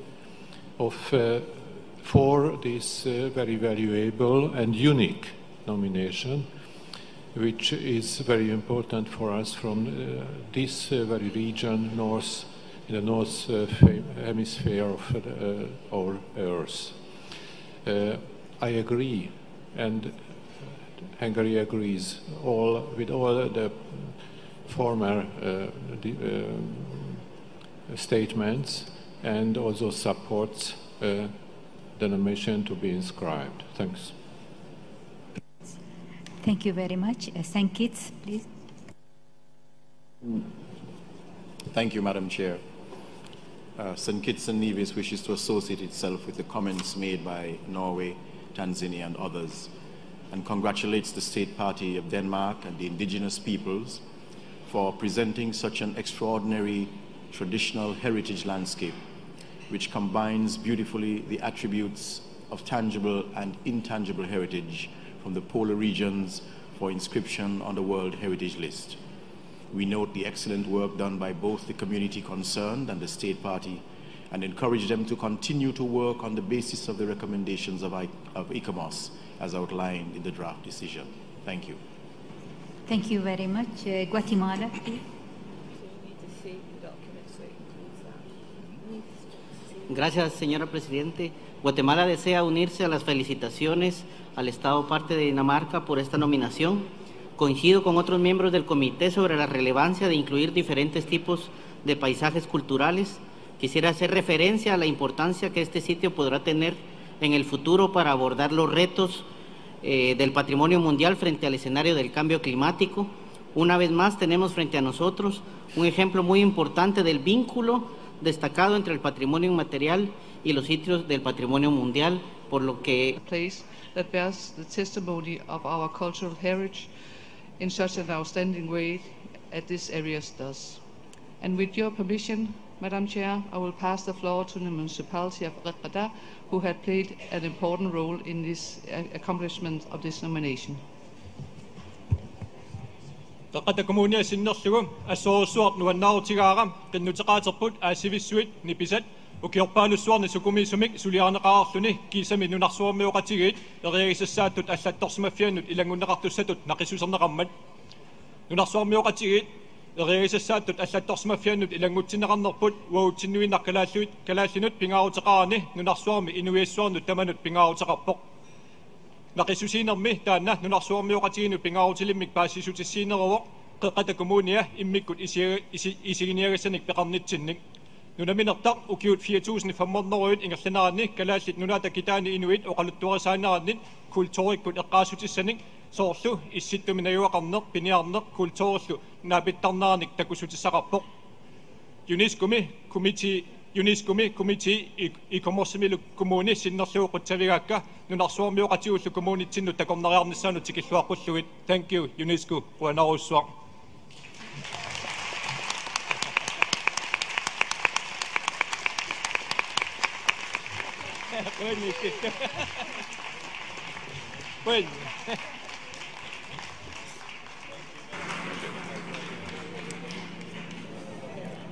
Thank you very much and congratulations again. Now we will move to our next site. I now invite ICOMOS to present the nomination of the historic urban ensemble of Nîmes, France.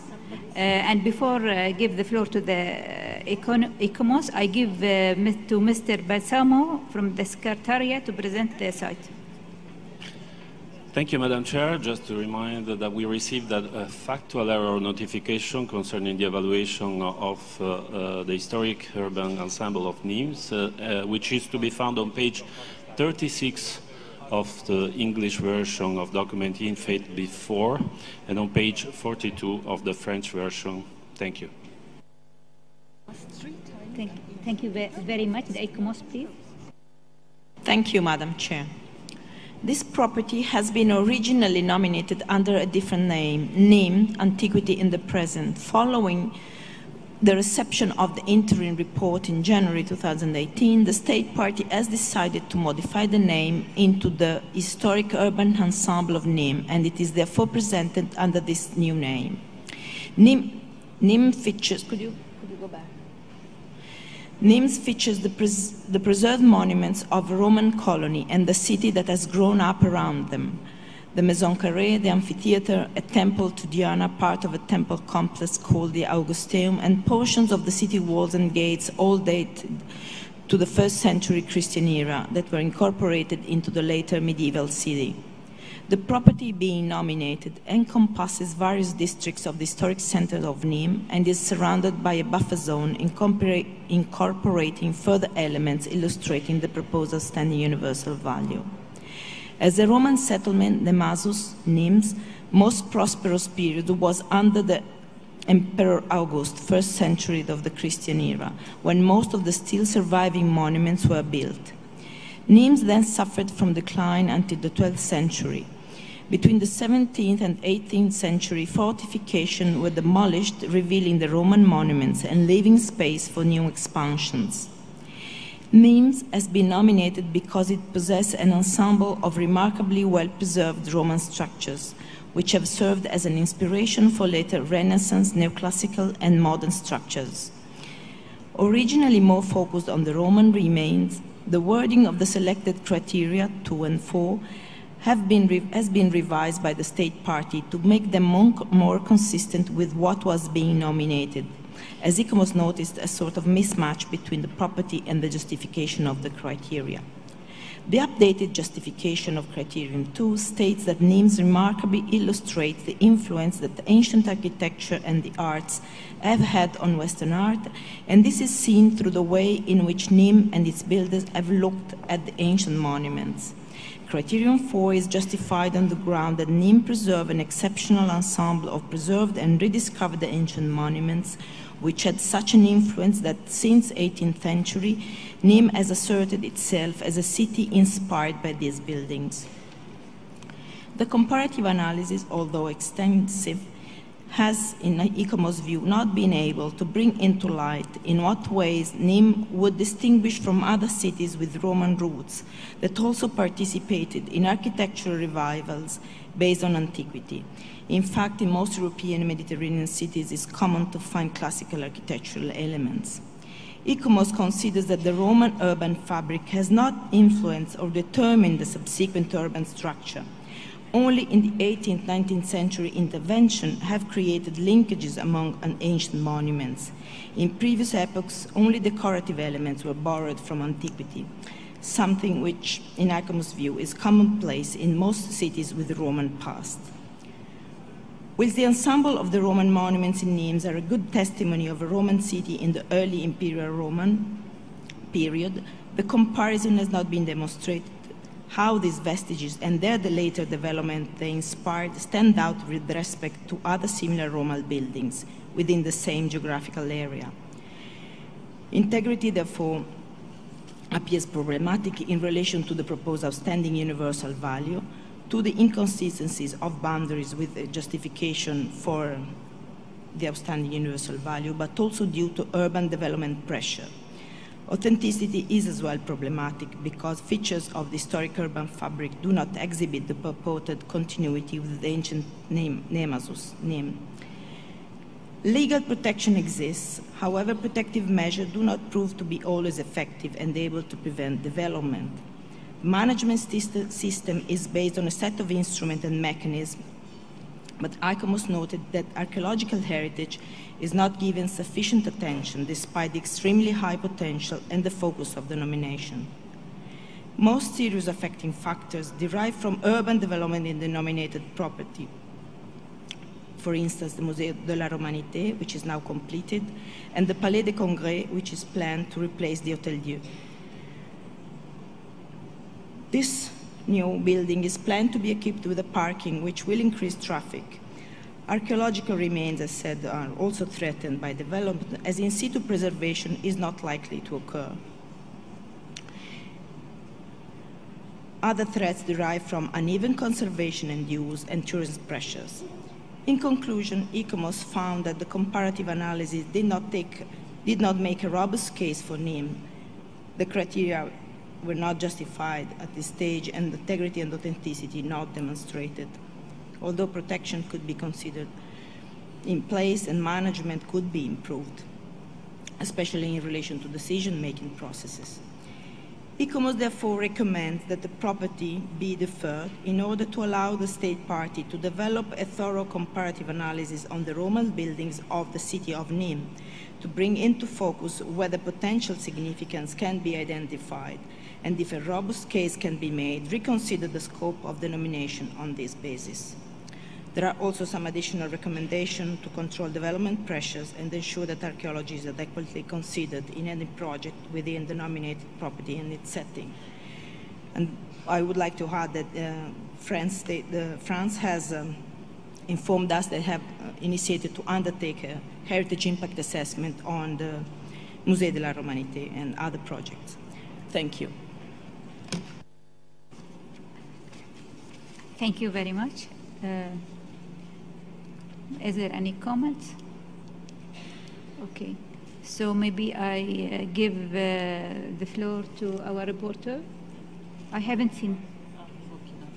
Okay, Burkina Faso, please.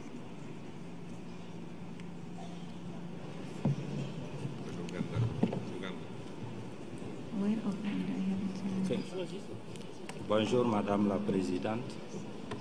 Permettez-moi avant tout propos d'apprécier à sa valeur le grand travail abattu par l'ICOMOS. Et comme une seule main n'applaudit pas, je félicite également l'État partie pour le grand travail de son côté pour permettre à notre appréciation la présente candidature. Madame la Présidente, l'évaluation qui vient de nous être présentée par l'ICOMOS fait apparaître 2 points concernant la VIE du bien. Premièrement, l'ICOMOS considère que l'analyse comparative n'a pas démontré en quoi Nîmes se distingue des autres villes romaines et qui, comme Nîmes, présente un degré comparable de continuité à travers les siècles. Deuxièmement, l'ICOMOS considère que d'autres propositions pourraient être envisagées, notamment en considérant les territoires plus larges des monuments antiques de la Narbonnaise. Madame la Présidente, ma délégation a soumis à l'attention de votre auguste Assemblée un amendement au projet de décision pour demander l'approbation de la proposition d'inscription sur les critères 2 et 4, les biens ayant, à notre avis, son pesant universel exceptionnel. Un proverbe burkinabé dit qu'avant de se coucher, on s'assoit. Aussi, Madame la Présidente, je voulais qu'avant l'examen de l'amendement, que vous permettez à l'État partie de présenter devant le comité les orientations scientifiques qui ont été les siennes lors de la préparation de la candidature sur ces 2 points qui sous-tendent son caractère unique. Je vous remercie, Madame la Présidente. Thank you very much. And now, Uganda, please.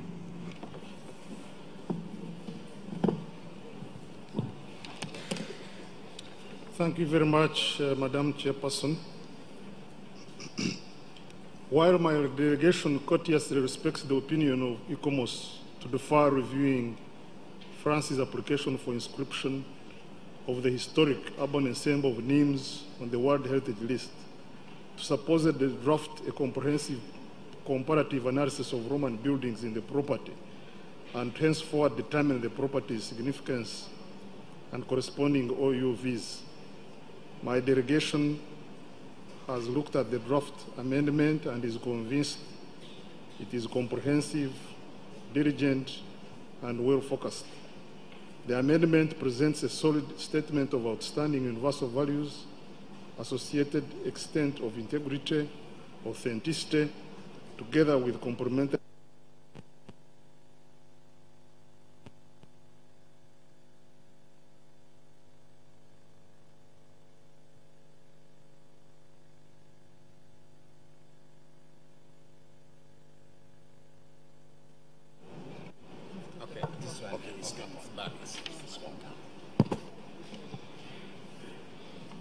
Sorry for that, Madam Chair. The amendment presents a solid statement of outstanding universal values, associated extent of integrity, authenticity, together with complementary management and protection requirements. In the view of my delegation, this amendment ably caters for all other issues such as archaeological considerations, the conservation program, and tourism management plan earlier on raised by ICOMOS. My delegation therefore urges this committee to exercise an iconic act of good governance hereafter to inscribe France's historic urban complex of Nîmes on the World Heritage List. I rest my case. Thank you very much. Now Angola, please. You have the floor. Madame la Présidente, nous félicitons l'ICOMOS pour les rapports produits en collaboration avec l'État partie sur l'ensemble urbain historique de Nîmes, formé par les monuments anciens et les édifices de Renaissance moderne, néoclassiques et modernes qui relient l'Antiquité au monde moderne. Après avoir analysé ces rapports, nous nous sommes rendus compte que l'ICOMOS émet quelques réserves sur l'analyse comparative de ces biens, en soulignant qu'elle devrait être approfondie en prenant en compte les territoires des anciennes colonies romaines en dehors de l'Italie. Cette réserve a remis en cause l'appréciation des attributs potentiels justifiant la VUE de ces sites. Toutefois, l'ICOMOS considère que les attributs de ces sites pourraient justifier bien les critères 4. D'autres réserves sont émises par rapport au mécanisme de conservation et de gestion, notamment en ce qui concerne les projets de développement au sein de la zone proposée pour inscription, la mise en œuvre d'un plan de conservation et l'élaboration d'un plan de gestion du tourisme. Au regard des éléments d'analyse que nous venons d'exposer, nous aimerions demander à l'ICOMOS et à l'État partie de nous fournir des éléments complémentaires devant nous permettre de prendre une décision appropriée sur l'inscription de ces biens sur la liste du patrimoine mondial. Je vous remercie. Thank you very much. And now the floor is to Hungary. Thank you, Madam Chair. The Roman heritage is present in the entire territory of the Roman Empire, a lot of them rightfully having been inscribed in the World Heritage List. The nominated property, Nîmes, belongs to the important Roman sites where during the later development of the ruined town, old structures revived in the form of medieval and later houses buildings. As in most cases, also the perimeters of the Roman town as well as the street network got new forms and accents with few alterations. The nominated property possesses lots of important and highly valued remains for many centuries admired components, and thus its exceptional significance is force for nominating the site in the World Heritage List. However, the advisory body noted that the nomination had some deficiencies which should have been more cautiously elaborated, amended and complemented. It was also pointed out that some new building projects can badly influence the possible OUV of the property. Therefore, Hungary, agreeing with this evaluation, supports the recommendation of ICOMOS to defer the nomination back to the state party in order to fulfill the requirements stated in the draft decision and to further refine the nomination file. Thank you. Thank you. Thank you very much. Now the floor is to Indonesia, please. Indonesia. Thank you, Madam Chair. The historic urban ensemble of Nîmes is an example of an urban ensemble that currently patterned after an ancient heritage that is still present and reinterpreted today. Based on the working documents as well as supplementary documents that we have carefully studied, Nîmes possesses a remarkably well-preserved Roman structure. The structure have inspired the development of later architecture in the context of urban and also cultural practices. This activity and initiative of urban development has been carried out to the extent that the city of Nîmes now has different features compared to other cities with similar Roman heritage. In addition to that, the property is also in excellent state of conservation. With the aforementioned assessment, Indonesia is of the view that the property has well reflected criteria 2 and 4 for which it was nominated. We therefore recommend this property to be inscribed as a World Heritage and further recommend the State Party to continue the works to conserve the OUV of the property as suggested by the advisory bodies. Thank you. Thank you very much. Now, Australia, you have the floor. Thank you, Madam Chair. Australia would like to thank France for the nomination. Obviously, the city of Nîmes is very rich cultural heritage, and it's very evident in the presentation that we've seen. We've carefully studied the nomination dossier and the advisory body report and the additional information provided by the state party. But as the nomination stands with the information that we've received, we don't consider that we would know what the OUV would be if we were to inscribe this property. We note that ICOMOS found that the nomination did not show how Nîmes stood out in comparison to other cities already inscribed on the World Heritage List. And as such, Australia supports a draft decision to defer the nomination back to the state party and the recommendation made by ICOMOS to develop a comparative analysis on the Roman buildings in the city of Nîmes. We believe that a decision to defer the property is important because it will allow an advisory mission to take place to assess any reformulated nomination. Thank you. Thank you very much. And now Spain, you have the floor. Gracias, señora presidenta. Nosotros queríamos también saber hacer una pregunta a ICOMOS sobre si ha recibido información complementaria del país parte, Francia, acerca de la excepcionalidad que tiene Nîmes para solventar esa falta de valor universal excepcional que ICOMOS ha manifestado.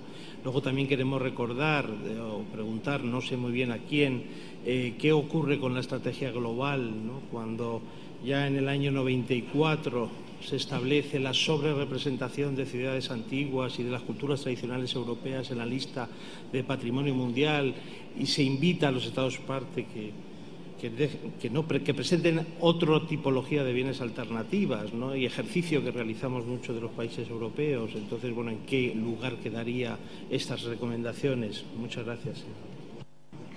Thank you very much. And now Tunisia. Tunisia, you have the floor. Merci, Madame la Présidente. Le site à propos duquel nous discutons ce soir est un site très connu de la romanité méditerranéenne qui fait face à des sites de la rive sud et une partie dans mon pays. La ville de Nîmes, au dynamisme culturel international très connu. Nous remarquons aussi que ce dossier a été entouré par un engagement des autorités locales et des populations locales tout à fait à saluer. Il n'en demeure pas moins que nous avons relevé les remarques faites par ICOMOS et souligné certaines parmi elles. Nous savons que l'État partie a apporté quelques réponses à ces remarques. Nous souhaiterions l'écouter sur l'ensemble de ces observations, sur les remarques faites par ICOMOS. Nous vous remercions. Thank you very much. Norway, you have the floor.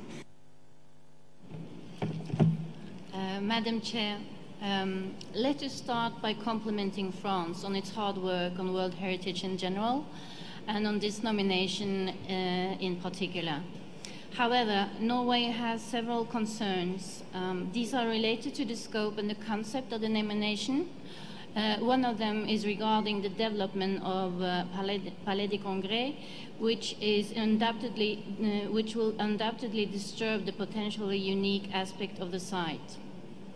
As already stated in this meeting, we as a committee and as guardians of the Convention share the responsibility to ensure that the OUE is the basis on which we inscribe new sites on the World Heritage List, as well as to ensure that the property adds to the global strategy goals. As you may already have understood, Norway, as do Spain and Australia, supports that the nomination be deferred to the state party for further development. And as already stated, but still in need of repetition, a deferral is not an expression of distrust. It rather gives important access to professional expertise and advice to ensure that the nomination can be further refined. Thank you, Madam Chair. Thank you very much. And now I give the floor to the France for give the answer to Burkina Faso's questions. Merci Madame la Présidente. Il y a plusieurs questions qui ont été soulevées par le document, par l'évaluation de l'ICOMOS. J'en retrouverai deux ensembles principaux. Et d'ailleurs, nous avons d'ores et déjà transmis, y compris d'ailleurs à ce comité, un mémorandum expliquant de manière détaillée les différents points de réponse aux observations tout à fait légitimes de l'ICOMOS. Ces deux ensembles, le premier, c'est la valeur universelle exceptionnelle. Il est clair que là, nous sommes face à une situation de rattrapage, c'est-à-dire que ça fait 20 ou 30 ans que la ville de Nîmes aurait dû être classée au patrimoine mondial de l'humanité parce qu'elle est vraiment l'une des cités antiques les plus préservées. Alors, il est vrai qu'il y en a d'autres qui ont été inscrites au patrimoine mondial, mais que celle-ci est vraiment exceptionnelle. Et j'aimerais plutôt que les arènes qui, depuis 2000 ans, sont encore, d'ailleurs, je dois dire, en activité, comme lieu animé en plus.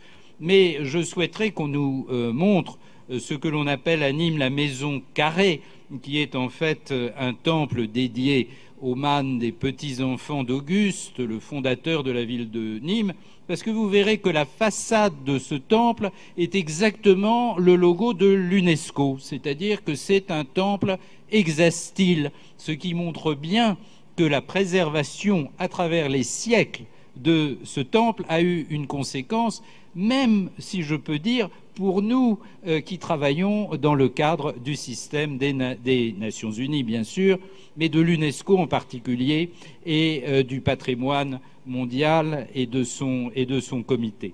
Donc je pense que la valeur universelle est là. En ce qui concerne le deuxième ensemble sur les critères 2 et 4 qui ont été soulignés dans le mémorandum. En ce qui concerne les projets d'aménagement, la ville de Nîmes s'est engagée depuis plusieurs années dans un ensemble d'aménagements et de mise en valeur comme un écrin, en quelque sorte, de cet héritage ancien. Et pour ce qui concerne le musée de la Romanité, par exemple, il a été, je dirais, inauguré récemment. Il s'intègre parfaitement dans la proximité des arènes et il est là surtout pour bien montrer que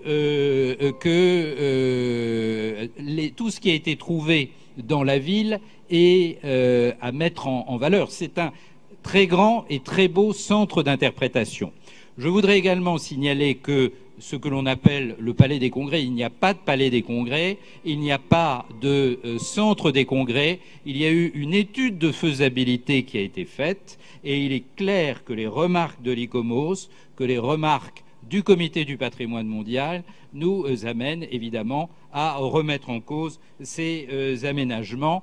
Quant à l'Hôtel-Dieu, il est protégé, il est conservé, il ne sera pas du tout démoli. Donc il y a eu un certain nombre d'erreurs, si je peux dire, dans l'évaluation, qui font qu'à notre avis, compte tenu des engagements qui ont été pris par la ville de Nîmes, c'est dès maintenant, comme le propose le Burkina Faso, soutenu par l'Ouganda, l'Angola, l'Indonésie et la Tunisie, que nous pouvons inscrire au patrimoine mondial la ville antique de Nîmes. Je vous remercie. Je vous remercie. Maintenant, I give the floor to ICOMOS, please. ICOMOS. Thank you, Madam Chair. I think ICOMOS has received two questions, one from Angola about additional information on the property to better understand decisions, and also from Spain, similar questions. With regard to supplementary information, ICOMOS has assessed the information that were received by the deadline, that was 28th of February. We received the additional information from the state party on 23rd of February.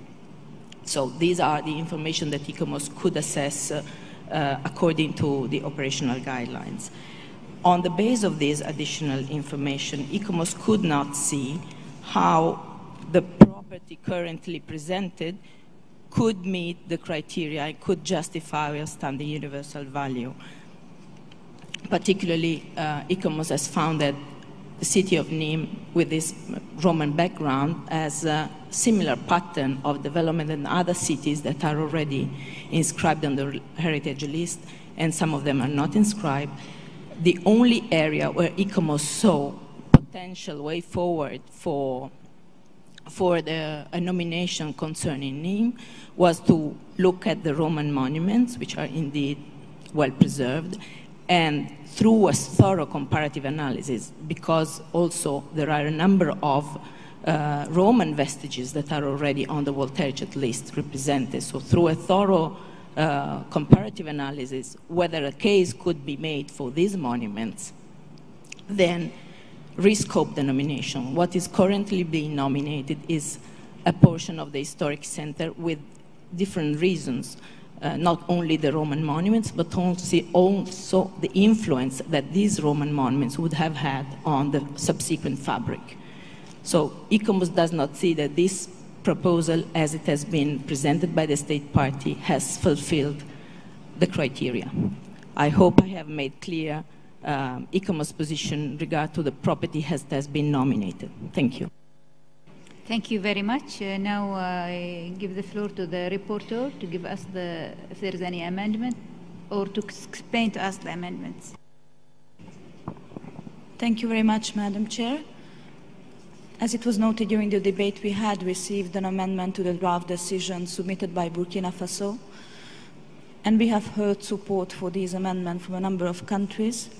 The original draft decision would have deferred the examination of the nomination, and the proposed amendments would instead inscribe the property on the World Heritage List.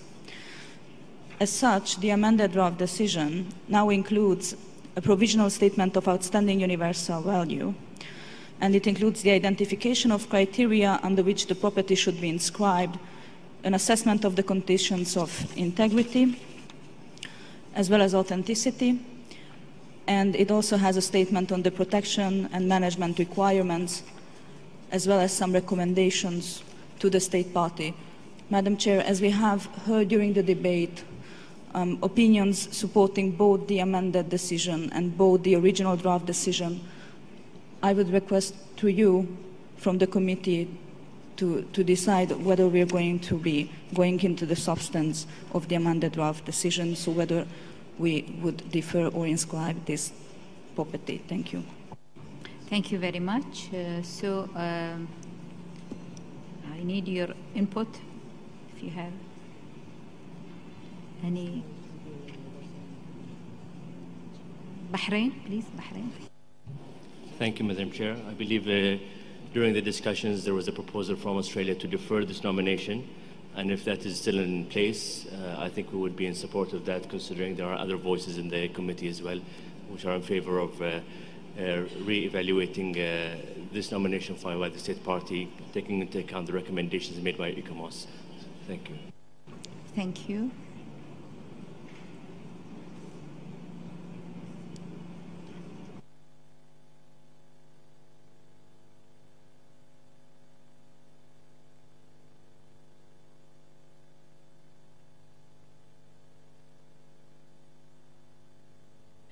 So we have four for deferral, 4 for inscription, and 5 for deferral. Hungary, please. Excuse me, I don't know whether to say something or not. I would only to reiterate that Hungary couldn't change its view, so we are for the deferral anymore. Thanks. Thank you. So we are divided, some, I think, 5 for the deferral and 4 for the inscription.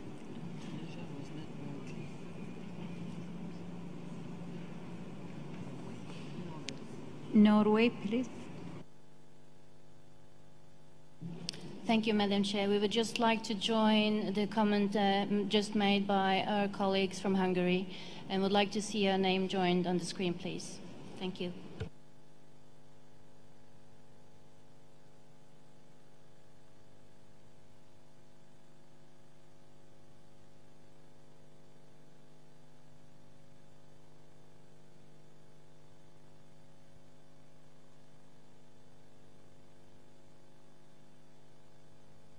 Spain, please. Reiterando lo señalado anteriormente y valorando las aportaciones que se ha hecho por parte del embajador de Francia, el deferir la decisión no implica per se, en ningún caso, ni disminuir el valor que tiene el sitio propuesto que estamos evaluando, ni que en el futuro sea objeto de inscripción, porque creemos que hay un potencial. Sin embargo, el dossier per se no está en condiciones.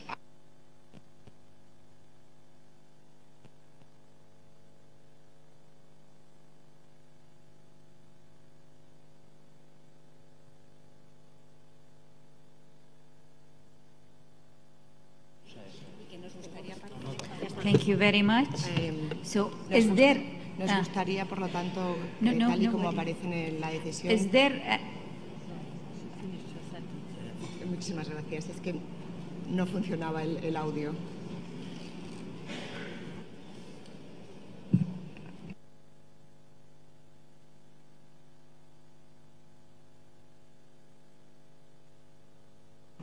So, is there any objection to keep the original decision?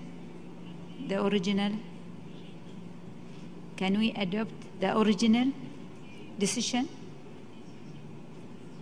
Is there any objection? Uganda, please. Thank you, Madam Chair. Madam Chair, in our statement, we supported the amendment as proposed by Burkina Faso, and we still maintain our stand. Thank you.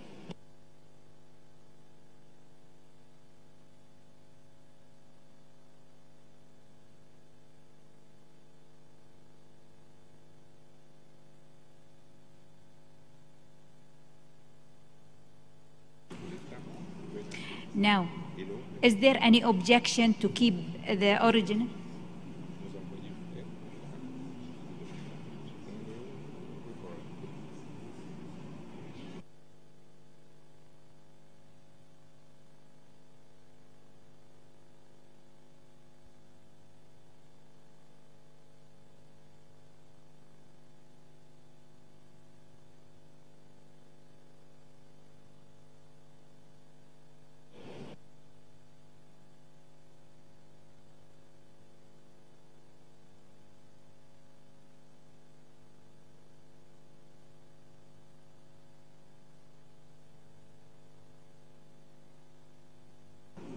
Australia, please. Madam Chair, Australia just will reiterate its position that this dossier should be deferred, and I would make the observation you've asked several times whether there's no objection, and there is not any objection forthcoming, so we would be very comfortable with the adoption of the decision as originally proposed. Then we will go forward. Please, the reporter, can you read it? Thank you, Madam Chair. In this sense, we're going to put the original text back on the screen, which called for the deferral of the examination of this nomination. Thank you.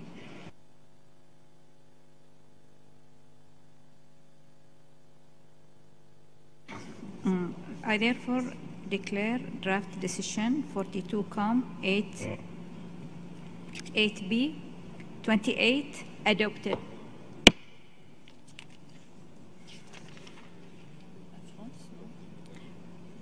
La France, si vous voulez dire quelque chose, la France.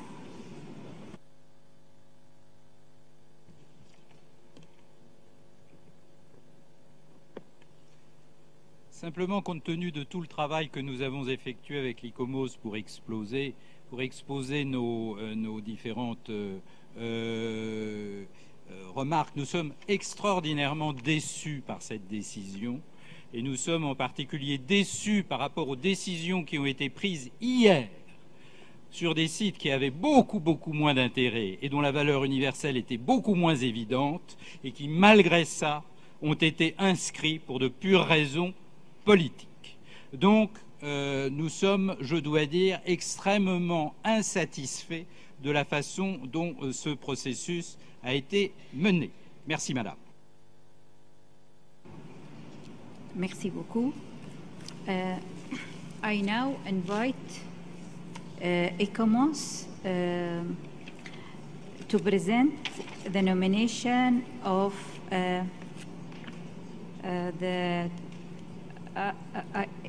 what's it? Evira Industrial City. Excuse me.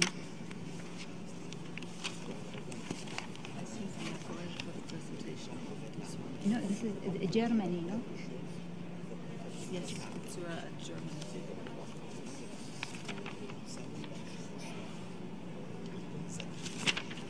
This is correct.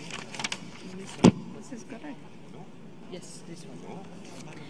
And now I invite ICOMOS to present the nomination of the archaeological border landscape of Hedeby and the Limburg in Germany. And before that, I give the floor to Mr. Balsamo to explain the site, please. Thank you. Thank you very much, Madam Chair. We received a factual error notification concerning the evaluation of this nomination from Germany. And this notification is on page 37 of the English document INF 8B4 and on page 20 of the French version of the same document. Thank you, Madam Chair. Thank you. Thank you very much. And now I give the ICOMOS the floor, please. You have the floor. Thank you, Chairperson. I'm now presenting the ICOMOS evaluation for the archaeological border landscape of Hedeby and Dannewerk in Germany. The text of this evaluation can be found on page 212 of the document INF 8B1. The trading center of Hedeby and the defensive system of Dannewerk consists of a spatial link complex of earthwork, wall and dishes, a settlement, cemeteries, and harbor located on the Jutland Peninsula during the first and the second millennium. Located in northern Germany, the nominated property comprises a series of 22 components that extend a total length of 33 kilometers, making a border across the peninsula from the 6th to the 12th century. Attributes of the property include archaeological remains of Hedeby, including traces of roads, structure, and cemeteries. Hedeby is surrounded by semicircular rampart and that overlook by the hill fort. In the harbor adjacent to the town are the archaeological deposits related to jetties that extend over the water and 4 known shipwrecks. Attributes of the property also include section of the crook wall, main wall, the north wall, and the connection wall, and other offshore works, and in the east wall with either above ground vestige or archaeological remains below ground and underwater. Hedeby, in conjunction with Dannewerk, were at the center of the networks of mainly maritime trade and exchange between West and Northern Europe, as well as the core of the borderland between Danish Kingdom and Frankish Empire, and over several centuries. They bear outstanding witness to the exchange and trade between people and various cultural traditions in Europe in the 8th and 11th centuries. The archaeological evidence highlights the significance of Hedeby and Dannewerk as an example of urban trading center connected with a large-scale defensive system in the borderland at the core of major trading route over the sea and land from the 8th to the 11th century. In its evaluation, ICOMOS considered that the comparative analysis justifies inscription of this property on the World Heritage List, that the nominated property meets criteria 3 and 4, and the conditions of integrity and authenticity. The serial approach is justified, and the selection of sites considered appropriate. The boundaries of the nominated property and its buffer zone are adequate to the legal protection in places also adequate. The property is in a satisfactory state of conservation and appropriate active conservation measures are being undertaken. The management system for the property is adequate and the monitoring program is satisfactory. ICOMOS considers that the main threats to the property are, however, pressures from development, frost damage, and tourism. ICOMOS recommends that the archaeological border landscape of Hedeby and Dannevirke and Germany be inscribed on the World Heritage List on the basis of criteria 3 and 4. ICOMOS also recommends that the state party gives consideration to the following 4 points: keeping the World Heritage Center informed on the results of the appeal of the refusal of permission to build houses near Dannevirke, continue current management effort to discourage urban development in the buffer zone, reduce the effect of the agricultural practice upon the property, and to mitigate the effects of the proposed wind turbines in the wider area. Completing the planned conservation work at Valdemar's Wall and undertaking follow-up monitoring mitigation at regular intervals to reduce the future effects of frost damage and vegetation growth. And finally, closely monitor tourism levels at potential impact. Moreover, ICOMOS recommends that the name of the property be modified to become the Archaeological Border Complex of Hedeby and Dannevirke. Thank you. Thank you very much, dear colleague. We are running out of time. I would therefore argue to refrain from taking the floor regarding sites recommended for inscription unless you have an objection to the draft decision. I thank you for your understanding and your cooperation in this regard. Do you have any comments? Objection? Thank you very much. Our reporter. Thank you, Madam Chair. We haven't received amendments on this draft decision. Thank you. Thank you very much. So I therefore declare draft decision 42-8B 29 adopted.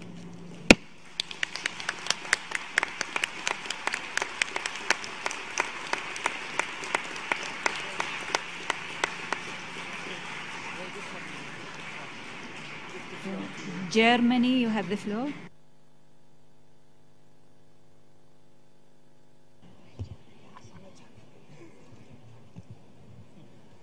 Madam Chair, distinguished members of the World Heritage Committee and of ICOMOS, dear colleagues.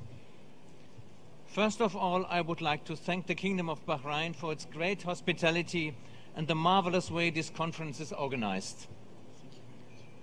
On behalf of Germany, I would like to thank you for your decision to add the archaeological complex of Hedeby and the Dannevirke to the World Heritage List. We gladly accept the proposed name change. These sites were at the center of the networks of mainly maritime trade and exchange between Western and Northern Europe. They were also at the core of the borderland between the Danish Kingdom and the Frankish Empire between the 8th and the 11th century. They bear outstanding witness to exchange and trade between people of various cultural traditions, values that are more important than ever for peaceful coexistence and for sustainable development all over the world.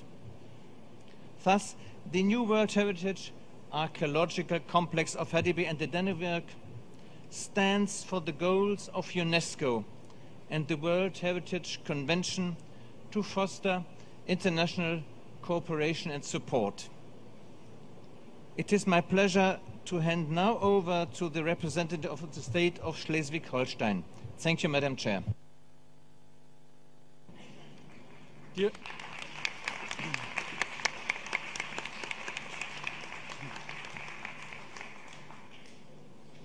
Dear Madam Chair, dear members of the World Heritage Committee, let me first extend our profoundest gratitude on behalf of the German federal state of Schleswig-Holstein and of the region around Hedeby and Dannevirke for inscribing the archaeological border complex of Hedeby and Dannevirke on the World Heritage List. We would also like to thank ICOMOS sincerely for their professional and constructive evaluation and the positive recommendation. We thank the committee for inscribing the archaeological border complex and thereby an historic border on the World Heritage List, which has become a token for good cooperation between Denmark and Germany and for the friendly neighborhood of the German majority and the Danish minority in today's border region. Schleswig-Holstein considers the inscription of Hedeby and the Dannevirke on the World Heritage List a great honor. We proudly accept the obligation to safeguard, conserve, and present these important monuments for our future generations and for humanity as a whole. The commitment of Schleswig-Holstein is best showcased by the latest amendment of the Heritage Protection Act of 2014, which, as first heritage legislation in Germany, included World Heritage properties in specific. Dear Chair, dear members of the World Heritage Committee, thank you very much for your attention.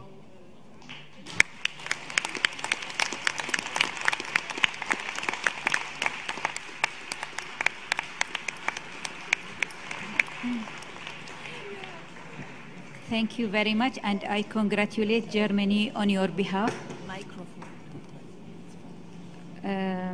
Dear colleague, I would like to inform you that during the board meeting this morning, a request has been submitted to switch the order of the nominations of Italy. Therefore, it is proposed to examine first le colline del Prosecco first, and then we will deal with the other side. So I now invite ICOMOS to present the nomination of le colline del Prosecco di Conegliano Avel Italy. And before that, I give the floor to Mr. Balsamo. Balsamo, you have the floor, please. Thank you, Madam Chair. This is also to inform the committee about a letter that we received from Italy, in which Italy informed us that confidential information by ICOMOS experts concerning the nomination and its outcome had been published on the press while the evaluation process was still ongoing. According to Italy, this consideration had been disclosed before the additional documents were submitted to the evaluation body, with negative communication repercussions on the nominations, susceptible of influencing the public opinion as well as the expert in charge of the evaluation. And Madam Chair, we received also a factual error notification concerning the evaluation of Le Colline del Prosecco di Conegliano a Valdobbiadene. And it's to be found on page 44 of the English version of document INFAID before, and on page 49 of the same document. Thank you, Madam Chair. Thank you very much. The ICOMOS, please. Thank you very much, Madam Chair.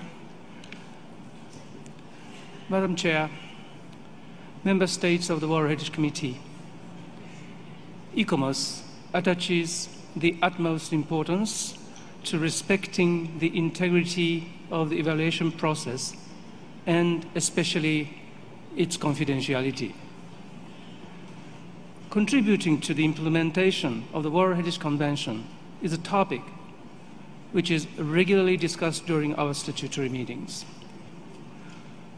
More specifically, regarding the statements made by the distinguished Ambassador of Italy, I thank you for giving us the opportunity to bring to your attention the following information.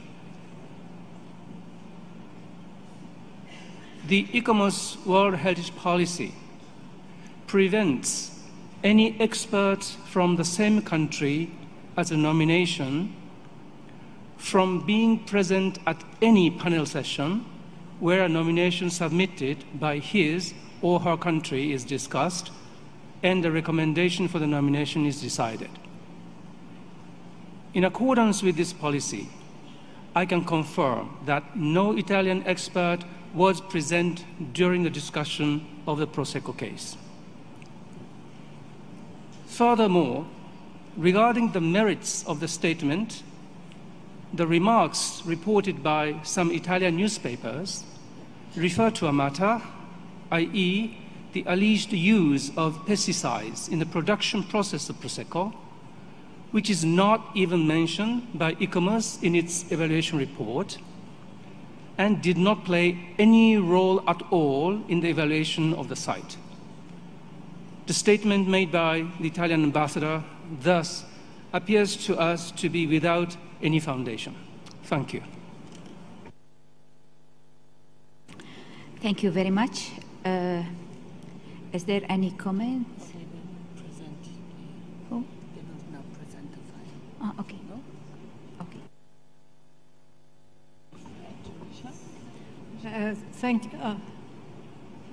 Thank you, Madam Chair.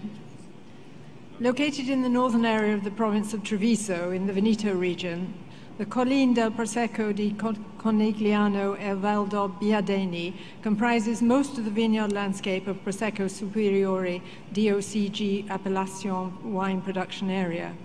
The name Prosecco refers to a grape variety. The nominated property covers an area of just over 20,000 hectares, taking in 15 municipalities. The boundary of the nominated area covers more or less all the land within the recently designated DCOG protected area. The landscape is characterized by hogback hills and a diverse patchwork of vineyards.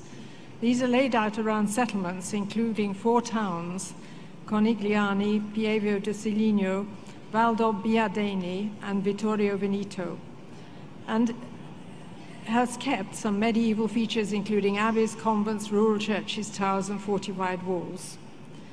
The landscape is said to attest to a 1,000-year-old process of adjustment to a remote and rugged land that is symbolic of the agricultural and social challenges that have affected European viticulture over the last 3 centuries.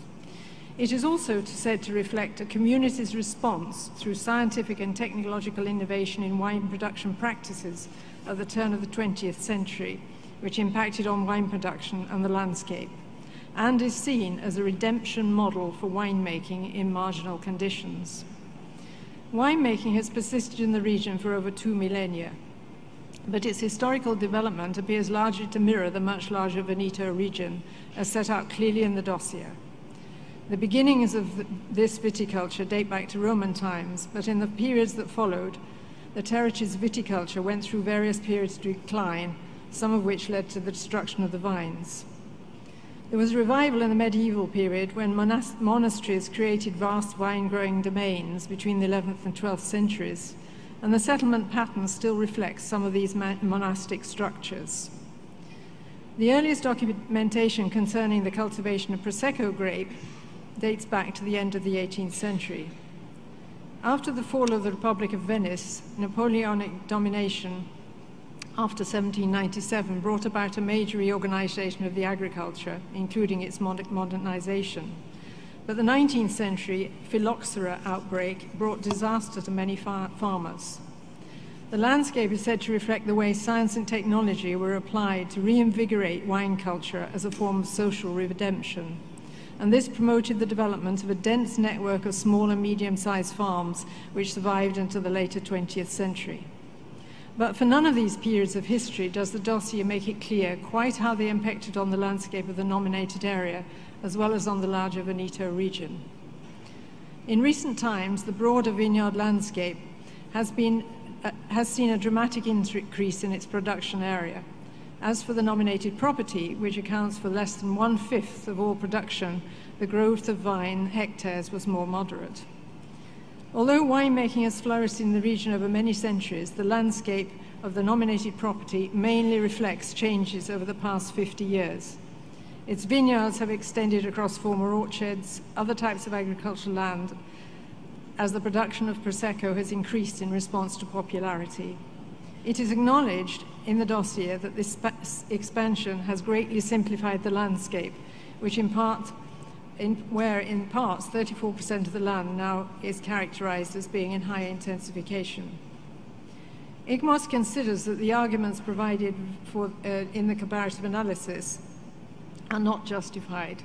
This tends to position the nominated property as unique amongst its comparators, but does not clarify how the property could be seen as exceptional or outstanding, which is the aim of a comparative study within a World Heritage context and a wider context.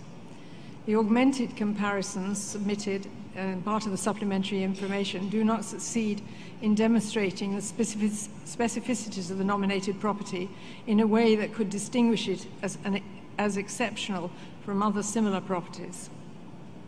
In terms of outstanding universal value, ICMOS does not consider that the nominated area can be seen as a landscape that reflects the long-standing traditions of cultivation and winemaking, which together might have shaped the landscape in incremental ways, allowing it to reflect its evolution. It is therefore difficult to appreciate the landscape as an evolved viticultural landscape. Vineyard landscapes need to demonstrate an outstanding dimension, such as the outstanding reflections of the persistence of long-standing traditions of cultivation and winemaking, or the outstanding impacts that they may have had on the landscape, or the way settlements, vineyards, and buildings demonstrate in an outstanding way the processes of production and transportation. The Prosecco landscape cannot be said to be outstanding in any of these dimensions. Perhaps in appreciation of these limitations, the justification for outstanding universal value is focused on how the modern landscape of extensive areas of vines within which settlements and buildings from the medieval period have survived might be said to reflect traces of three specific aspects of history. The justification for OUV suggests the landscape is outstanding for the way it reflects the medieval settlement patterns, for its association with Renaissance artists, and finally, how it reflects a landscape of redemption. The settlements and buildings, many of which emerged in medieval times, still mark the landscape, but what has not been demonstrated is how these are exceptional, particularly in relation to other settlements and buildings in the wider Veneto region. As for the Renaissance artists who were inspired by the landscape, little details are provided to corroborate the suggestion that the nominated area, as a particular part of the Veneto, inspired particular artists, and how views corresponding with these paintings remain largely unchanged. The third strand of outstanding universal value relates to the way the landscape was reordered in the late 19th and early 20th century as a means of reviving the rural economy through the cultivation of vines and the making of wine.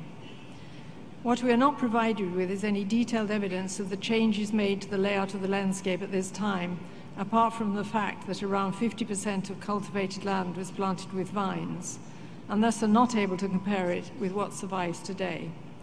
It is difficult to view today's landscape as a testimony to an emblematic redemption model from marginality. None of these three strands of OUV appear to ICMOS to be justified, and nor is it possible to see how, in other ways, the landscape might be seen as exceptional for its viticulture or wine processing. ICMOS considers that the boundary of the nominated property could be considered adequate, although they may benefit from a slight adjustment in some sections to assure more effective protection. The general state of conservation of the property and the management system is adequate, and the conservation measures adopted are generally effective. Despite this good state of conservation and adequate protection, ICMOS concludes that there is an insufficient basis for the inclusion of the nominated property in the World Heritage List. Therefore, ICMOS recommends that Le Colline del Prosecco di Cognigliani e Valdobbiadene, Italy, should not be inscribed on the World Heritage List. Thank you, Madam Chair. Thank you very much. So now I give Tunisia the floor. Merci Madame la Présidente. Nous nous penchons en cette fin d'après-midi sur le dossier de la colline du Prosecco. Il s'agit d'un paysage rural des collines du Prosecco qui possède des caractéristiques et des valeurs et des attributs uniques et pertinents.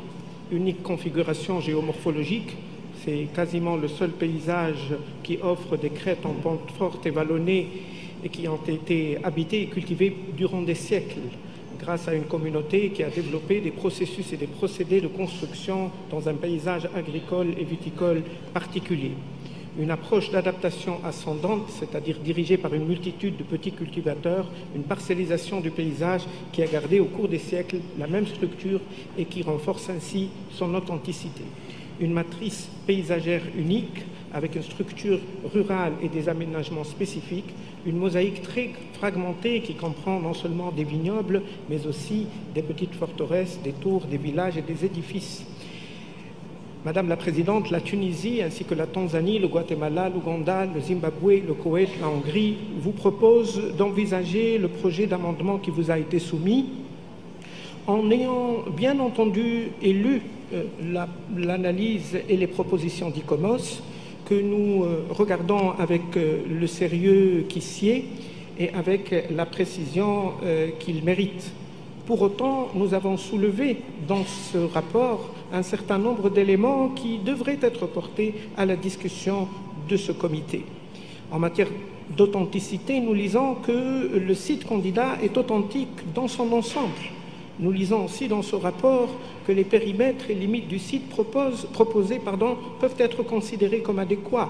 Nous venons de l'entendre tout à l'heure en matière d'état de conservation. L'état général de conservation du site est aussi adéquat. En matière de gestion, ICOMOS nous dit que le système de gestion du site est adéquat. Le système de monitorage dans l'ensemble a été bien conçu et structuré. Ce sont des éléments suffisamment importants. Nous n'écartons pas le reste des analyses qui nous paraissent mériter que l'on en discute et que l'on regarde en direction de l'amendement que l'ensemble de ces pays vous propose. Merci beaucoup. Thank you very much. Kuwait, you have the floor. Thank you, Madam Chair. Today, we have in front of us a site that speaks the universal language of culture, identity, and the human struggle for adaptation to a fragile and harsh territory. The history of a community of multitude of farmers. We have in front of us the uniqueness of a very special landscape made up of terraces, vines, villages, and farmhouses that all speaks for the deep link between nature generosity and the skills, foresight, and the devotions of its inhabitants. This particular landscape, dear committee members, reflect the co-relationship between human beings and their environment, between cultures and nature. The picture in front of us tells us the story of how the hillside of the region have been gradually transformed from marginal lands into a puzzle of vineyards and rural villages jeweled with ancient churches, castles, and Renaissance villas. The landscape thus became iconic, expressing the resonance portrayed in the work of great Venetian painters, including the worldwide recognized Tiziano, one of the founders of the Italian Renaissance art. The natural features of the environment have been enhanced by agricultural practice dating back to ancient Roman times, later improved and refined by the resilient communities which preserve the authenticity and integrity of the property. And lastly, and more important, this is a site of generosity, a site of brave, amazing migrants who brought with them the knowledge and experience from their fathers and ancestors to much far distant land, America and Oceania. Distant continents where they applied the farming techniques which had helped their generations to overcome natural challenges, transforming this land into a successful development model. Dear committee members, without listing this territory for the utmost protection which is provided by the Convention, we would lose the original heart of this movement and left out with traces all over the world. We think it's a shame. To apply for the UNESCO recognition and protection for the habitat is a way of helping preserve the social microcosm and faithfully reflect the deep devotion to a landscape and its production process. So the State of Kuwait support the amendment proposed by the delegation to Tunisia to inscribe the site. Thank you, Madam Chair. Thank you very much. Bahrain, you have the floor. Thank you, Madam Chair. We have noted the recommendation of ICOMOS, and we would like to reiterate the importance of protection and management of each site. And we have heard from ICOMOS that these two elements have been met, which is something positive. It appears to us that there is a misunderstanding with regards to the values at hand. And there's this obvious difference of opinion between the ICOMOS evaluation and the state party. And I think it is quite essential for us to give the floor to Italy to express some of the points raised for the committee to take a sound decision on this matter. Thank you. Thank you very much. And now, Angola, please. Merci, Madame la Présidente. Nous sommes devant un site de grande importance historique qui illustre parfaitement l'interdépendance mutuelle de la valorisation du sol et de la biodiversité et les rapports inséparables entre l'homme et le territoire, la richesse et la diversité des pratiques agricoles traditionnelles des communautés. Après avoir examiné et analysé les rapports soumis par l'ICOMOS, nous sommes rendus compte que l'ICOMOS a émis des réserves sur l'analyse comparative de ces biens en soulignant qu'elle devrait être approfondie en démontrant les spécificités du bien par rapport aux autres biens similaires inscrits sur la liste du patrimoine mondial. Ces réserves ont certainement eu un impact sur l'appréciation des attributs potentiels devant justifier la VUE de ces sites. Toutefois, nous pensons qu'une évaluation fine des éléments présentés par l'État partie montre que les attributs de ces sites justifient à notre avis les critères 5. L'ICOMOS reconnaît par ailleurs dans son rapport que le système de protection, de conservation et de gestion est approprié. L'analyse de certains éléments présentés dans les rapports de l'ICOMOS soulève quelques questionnements sur l'évaluation de ces biens. Je vais citer quelques éléments très rapidement. L'ICOMOS considère que la méthodologie proposée par l'analyse comparative est solide. Le mot, je souligne bien le mot solide. Mais les valeurs et les attributs choisis semblent incomplets et parfois inappropriés. Donc, il y a un problème d'appréciation à ce niveau. Je cite une autre phrase. L'ICOMOS considère que l'influence mondiale a été surévaluée. Et cette phrase a été répétée plus de 3 fois dans les rapports. L'État partie a surévalué certains éléments. Donc là, il y a un problème également d'appréciation. Il y a un manque de vrai jugement des valeurs. Au regard des éléments d'analyse que nous venons d'exposer, nous aimerions alors demander à Madame la Présidente d'accorder donc à l'État partie la parole pour pouvoir apporter des éléments complémentaires devant nous aider à prendre une décision appropriée. Je vous remercie. Thank you very much. Now I give the floor to Brazil, please. Thank you, Madam Chairperson. The Brazilian delegation commends the state party for the high technical quality of the dossier and would appreciate to have additional information on issues raised by the advisory bodies regarding boundaries and historic development of the nominated cultural landscape. The Brazilian experts understand that the colline del Prosecco di Conegliano e Valdobbiadene has exceptional value and unique importance for Italy, considering its authenticity and integrity, as well as protection requirements. We also understand that further debate would be welcome when examining nominations with similar features of properties already inscribed on the list, as was the case of Nîmes that we have just analyzed. Therefore, this nomination should not be dismissed outright. The Brazilian delegation is open to contribute in a positive and constructive way to the case before us within the framework of the options established by the operational guidelines. Brazil encourages the State Party of Italy to provide additional information, especially on the justification criteria 4 and 5, as well as the conditions of authenticity and integrity aimed at confirming the outstanding universal value of the proposed property. Thank you, Madam. Thank you very much. We come to the end of our session of today, as we'll not have more translation after now. So I have in front of me now 6 requests. Zimbabwe, Azerbaijan, Uganda, Hungary, Indonesia, and Spain. So tomorrow we will start with this list, and we'll continue. And I remind you that we will have around 14, including this one, 14 sites. So we have to be very, very careful about our time.